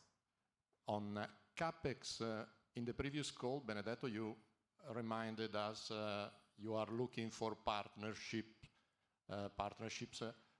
So the figure for the CapEx is a fixed number, or there is a possibility to revise it downwards because of future partnerships? And sorry, Tommaso already asked before, but is there a minimum level for CapEx after 2026? And the second part on the free cash flow, sorry, the Daytona will collect 200 million of down payments. Is it embedded a similar rule for the forthcoming years for the new models? So we should expect down payments also going forward as a sort of rule of always valid. Thank you. I suggest you start with the payment of Daytona, the last question, and then I'll take the 3 together before. So it's the answer is yes, Martino. We embedded in the plan the assumption that on the Konas and some special cars, the rule will be the same. But we also said when you look at the entire plan, this is basically neutral. There will be some years where the cash flow will be significantly helped and others where this will be reversed. So all in all, the contribution is very minimal. I take the other 2. So the numbers. I think that when we talk about exclusivity, we talk about something that is unique so that we don't dilute the value of what we sell. We have also to refer what is the total demand. To be very specific to your question, yes, we have a clear number in mind, but we cannot disclose. I disclose the number of CO2. I cannot disclose everything. The other question instead, you were talking about the CapEx and partnership, no? I think it is important to clarify 2 points. When you are working in a situation like this with many different players all around the world, in a more interconnected world with a lot of technologies, and when you are doing something unique, like a Ferrari that needs a lot of technologies, you need to make a choice. You need to select what is core and you make it, what is not core and you have to rely on others. I will never put a single penny to develop an operating system specific. I will never do an FOS, Ferrari operating system. I would be foolish. While we have to invest to make something that is key, that is core, and that is what we were saying this morning. So that's the reason why we have to balance the make and the partners, like Ferrari has been doing since time zero, like I also did in my previous life, because if you pretend to do everything, then the CapEx is skyrocketing, and it's impossible that you can have you can be the best on all the things. You have to choose where you want to be the best. That's where you have to focus. That's where you want to make something different. So the partnership is important to make sure that we don't waste money and we don't have, we tackle the challenge with the right humility, because otherwise we would forget one important element of our DNA.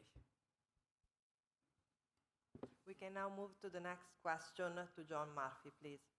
Great. Thank you very much. John Murphy from Bank of America. I have three quick questions.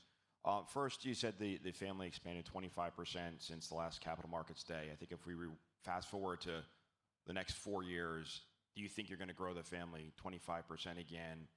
And can you give us some maybe more profile on that family growth? I mean, you said they're a lot younger, but are they likely to become collectors over time? Is there a high propensity there to be collectors? That's the first one. The second one, Gian Maria, I think you may have slipped when you were talking about product in a good way that gave us some information. You said 2 seats, 4 seats, and maybe more. So I'm just curious what that maybe more means as far as the product portfolio, and something maybe larger than what we're seeing in the Pro Sangha already. And then third, Antonio, you mentioned that you would be net cash positive by 2026. Why do you need to be net cash positive? Where should we think about the toggle of that sort of that safety in finance going? Is that the kind of thing where you're like, hey, listen, we might need to spend a little bit more on R&D and CapEx than we're talking about today? Or is that just a cushion for potential financial stress in the economy, or potentially more return of value to shareholders directly? I mean, you don't need to be net cash positive. So why would you be there, and what are you going to do with it? So I'll take the second about the good observation you did, and then Enrico will manage the customer base, and you, Antonio, will take it. So the second, you were very attentive, yes. We wanted to remove all the details, yes, because we want to keep always the suspense, like we are doing already now with the Puro Sangue, that you will have all the detail in September, and it's June, so 90 days before, and we cannot disclose everything. So it would not be, I think, smart to disclose what we want to do, also for some competitive reasons. So we will disclose at the right time. Thank you. On the other 2 points, plus 25% is what we did in this plan. Is it going to happen in the next plan? I have to be honest, I don't think it will happen, but simply because today we are facing a fantastic situation where basically we have been forced even to take orders of most of our product range. All the F8 range is now, we stopped taking order. All the A12 range, we stopped taking order. Even the SM90 Stradales, basically, we're stopping taking order. And on the 296, both GTB and GTS, we had the fastest and most performing net order intake performance in the history of the company. So our portfolio is already covering most of our future volume performance. I cannot disclose exactly the number of months. So we already have this number in our pocket, and honestly, to be able to further attack a higher number of will be one of our targets, because we will keep working to bring people close to the Ferrari, trying to have them knowing what is Ferrari about, which is not only a car, and having them in our prospect base, which means that are people that we can get in contact if we have the need to. The second point I think is also interesting, which is about how to make them a collectors, and what about the age of the collectors. I was mentioning that 60% of our top collectors are new, not because the other left, but because simply the level has been increasing, and that's why we have new, because many of them bought a lot of car, and now they have a much higher number of cars in their garage in order to become collector. And most of them, or many of them, are young. Here it's interesting. Young generation are certainly more sensitive to the digitalization. They work on the digital world. Metaverse is the place where they live. But they are very sensitive to emotion. And when you sit in a car, and when you sit in a Ferrari, whatever is your age, you experience an emotion. And even for the young generation, we do a lot of activities that we call father and son, where our clients come with their son, very young, and as soon as they put themselves on the car, in one of our events, they become immediately potential collectors. So this is the beauty of our job, that we can add to the digital world where the whole world is moving, a part of physical emotion that likely our cars still deliver. And I think we can add also, Enrico, that having so strong relationship, a link with the customers, we know pretty well them, and we can see also which are the, if you want, the trends of this customer, of our customer, let's say selecting a different kind of cars. I think this is also a unique asset that the company has, deep knowledge of the customer. On the cash flow, John, I think you answer your question. We assume almost 80% of the free cash flow generating over the planned period will be distributed either through an increased dividend payout or through the share repurchase program. But I also added, in the end, this will leave us with net cash position, and this also opens the opportunity for further actions in the future. So the answer is yes, we try and be prudent as we finance guys prefer to do, and have options in front of us later. Hope this answer. Thank you. We can now move to the next question. Please go ahead. Hi, Carlos Moreno from Premier Miton. I had a couple of questions around the Pura Sangue. First of all, I missed the sneak peek last night. Is it a four-door car? And is it actually designed to go off-road, or is it an on-road car? But the thing that really interests me about it is it seems to be a very different type of vehicle. If you think about luxury goods, if you sell handbags and then you launch a perfume range, you don't say, well, I'm only going to sell, 1 in 5 people who've bought the handbag is going to be allowed to buy the perfume, because it's a kind of new category. You sell at least 1-to-1. If I think about anyone I know who owns a Ferrari, they also own a luxury SUV, so they might own a top-of-the-range Range Rover, whatever, a price point below yours, but it's almost a 1-to-1 ratio. That 20% seems a baby step. I'd be very interested to know that over the 5 years, do you see yourself launching like a baby Pura Sangue, or a larger one, or one with smaller engines? Is this the beginning of a development? And finally, there's a lot of questions here on the Pura Sangue. In your modeling, do you presume the maximum sale? So you're basically, in those targets to 2026, do you presume that in 2026, the Pura Sangue will be precisely that 20% volume cap? Thank you. It's just a fascinating vehicle for me in the Ferrari story. Thank you. I believe all these questions are coming because you're seriously interested in a Pura Sangue. Because no, I think I would like to reply with some feedback I got yesterday from a customer that saw the Pura Sangue. And then the comment was from 2 customers, actually. One that is a customer of Ferrari since 13 years. Another one that is a customer, recent customer, is 3 years. And the comment he said, you are very true. What Enrico told me is very true. This is a sport car. Because when you think about a utility vehicle, you think about something that is big, that is heavy. The comment of both these gentlemen was that this is a sport car. You can perceive already when you see it. I can tell you that also when you go in it, and when you drive it, is even more true. But this is not yet done. This will be in September. So the Pura Sangue, as we said, will be an add-on to our portfolio. We do not multiply by 2 the volumes. And then the other 2-3 questions that you made, the baby Pura Sangue, the whatever, well, we disclose what is the split, our offering by powertrain. We don't go in the detail of what we are going to do with the cars, because we believe this is for 2 reasons. It's a competitive advantage, but it also is important to keep alive the dream. So this will not be a high volume car. It is a sport car. And if you remember the chart, it was staying there as a sport car. It was not staying on a different chart. It was fitting together with our product portfolio. Thank you. I kindly ask you to raise your hands. We can now move to the next question, please. Stefan, go ahead. Thank you. Stephen Reitman, Société Générale in London. I have two questions. First of all, on technology. You've talked about developing your electric motor in-house. It looks from the picture, or it suggests there's axial flux. Does this differ tremendously from what you're doing at the moment with YASA? And how much IP have you already banked in terms of the development of your engine that you said has been developed from your Formula activities? The second question is about pricing.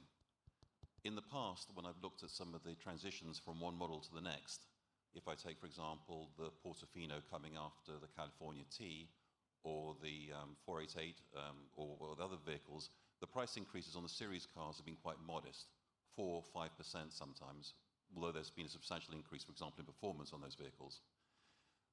When we saw the launch of the 296 GTB, obviously with hybridization, the price increase relative to the F8 Tributo, which it ultimately replaces, is about 14 to 15%. And now you can explain a bit of that, of course, by the extra cost of hybridization. But does it suggest a greater confidence in Ferrari's ability to increase pricing on its range vehicles, which, as I said, has been rather modest up until now? And I think that's maybe a part of the mix improvement going forward and the pricing. Thank you. Okay, I start with the electric motors, and then I will answer you the question about the pricing. I'm glad that you paid a lot of attention. It's true. We put some motors. Clearly, we don't put on the chart the motor that we are going to use. But yes, you noticed that there are some motors. I can tell you that there are some detail here and there, but we could not put all the detail of the engine. You understand there is also some competitive advantage. What I can tell you is that it's an engine that is racing derived, is an engine that has the highest, the state-of-the-art power density, specific power density, because I think this is important. Also, you can make it compact, and this has a big positive impact on the dynamic of the full vehicle. We are using a unique configuration, and as Ernesto said, we are also working on the electronics to make it work at the right frequency by extracting the best from the technology such as silicon carbide. So don't think that we'll make that kind of motor as it is on the chart. Coming to the second question, the story of the pricing. I think, and this has been also my guideline always since I do business, the price is dictated by the value that you provide. So you are right. With all this calculation, 4%, 5%, 15%, the price that we applied to 296 GTB is consequence of the value we deliver and not of the cost of the engine or whatever. So it's important. This is very important for sure. I mean, in Ferrari, we have to look what is the value we deliver. This is very important. I can tell you also that this has been also, as I said, my guiding principles also in the previous life where it was not a luxury company, but when you do new things, when you deliver performance, you need to value properly, and the customer understand it, because there is a lot of effort of many people behind it, the one that you have seen on the video. Thank you. We can now move to the next question. Monica, up to you. Thank you. Monica Bosio from Intesa Sanpaolo. My first question is on the 2022 CapEx.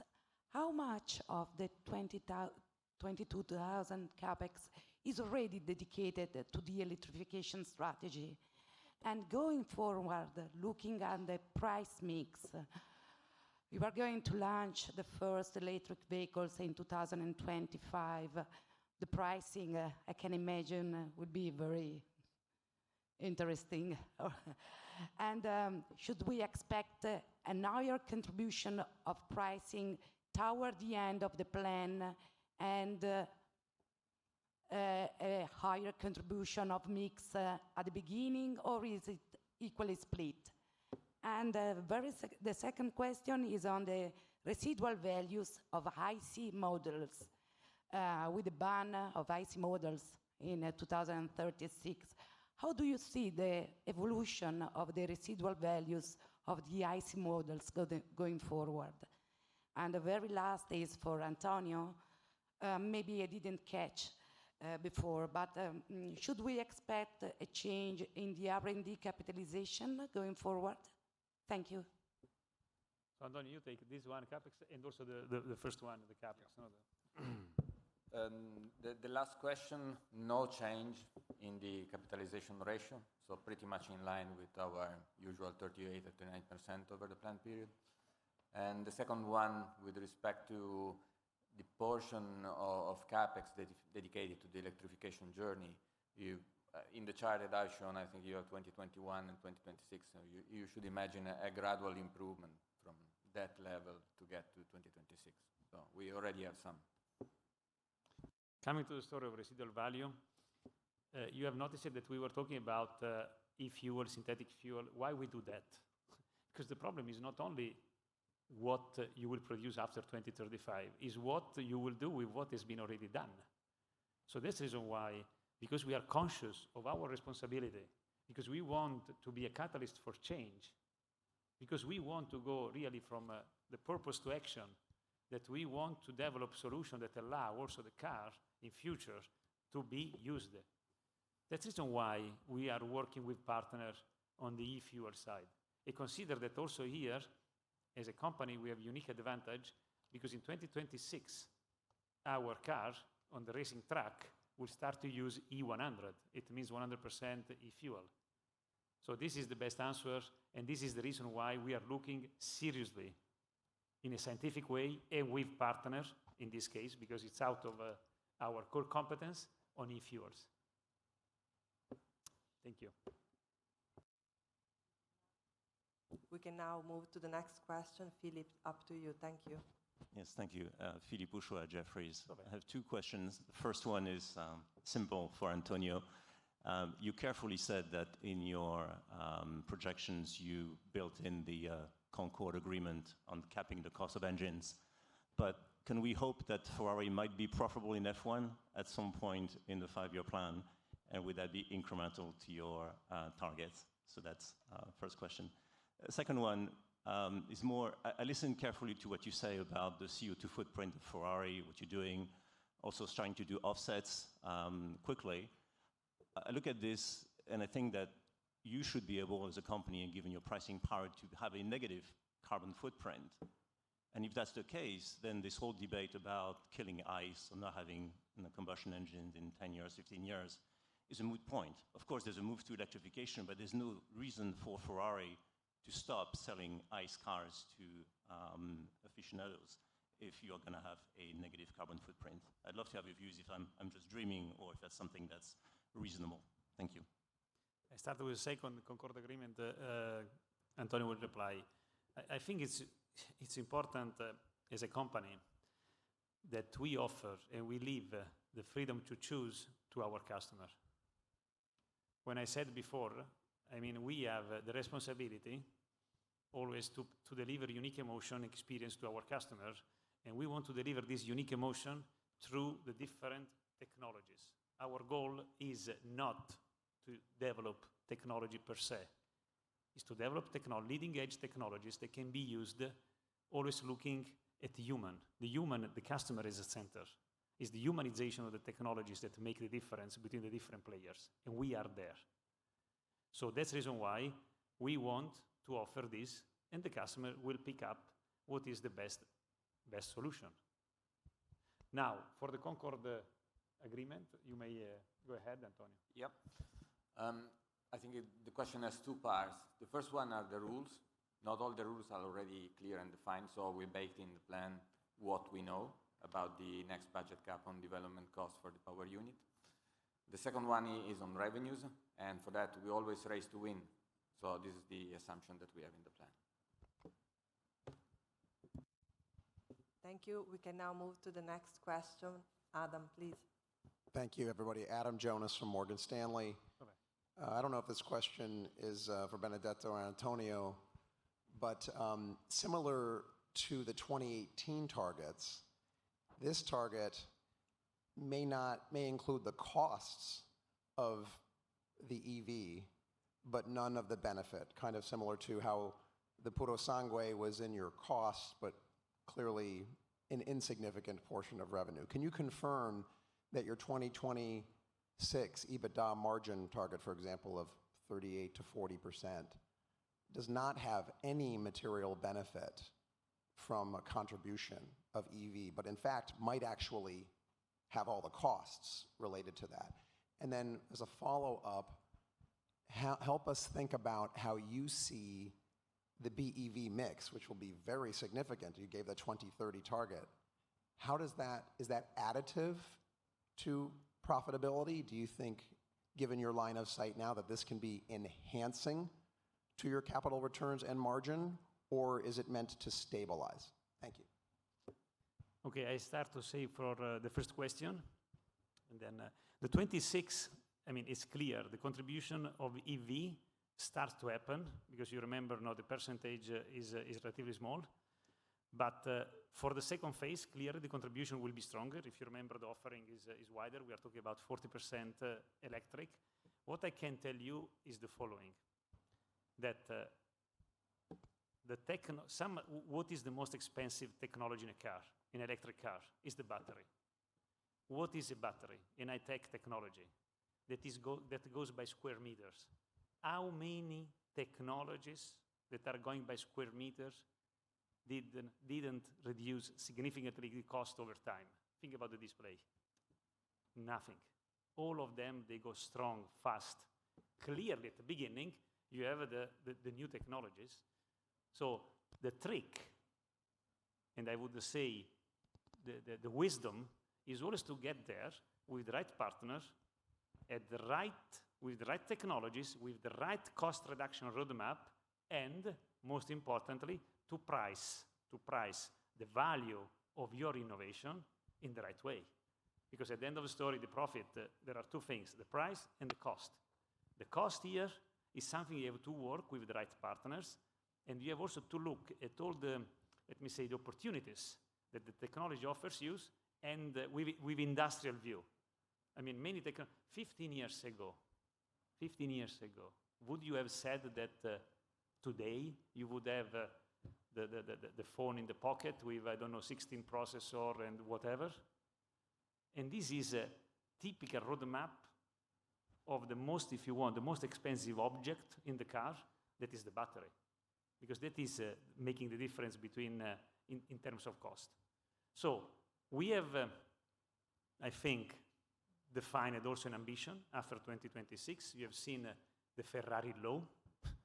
The Ferrari law is 10% increase power density increase every 2 years. That means also, if you want, lowering the total amount of battery that you need.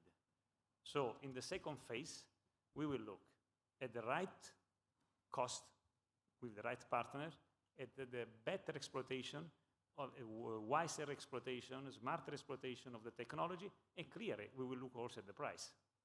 Because the experience you have driving a Ferrari with an electric hybrid, as Enrico was saying, it's very unique. So this is what we are planning to do, and this is the reason why when we talk about partnership, we look also at something that is more or less existing, but something where we are also looking ahead. You also heard what other innovative materials on the cooling, on the superconductor, on isolation, because don't forget, at the end of the story, the electric engine may seem simple if you make for a washing machine, but if you want to make it serious, if you want to make it long-lasting, if you want to make it very efficient, then you have to look at all the dimensions. That's what we are doing, and we will continue to do. Thank you. Shall I take the other piece on BEV? Cost and revenues, I guess.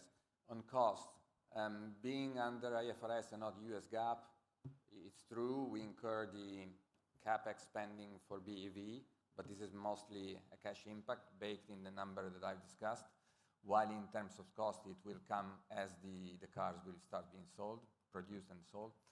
And with respect to revenues, we see that as a further opportunity in terms of product development and enlargement, and also ability to tap into a potential enlarged customer base. Thank you, everyone. This closes today's Q&A session.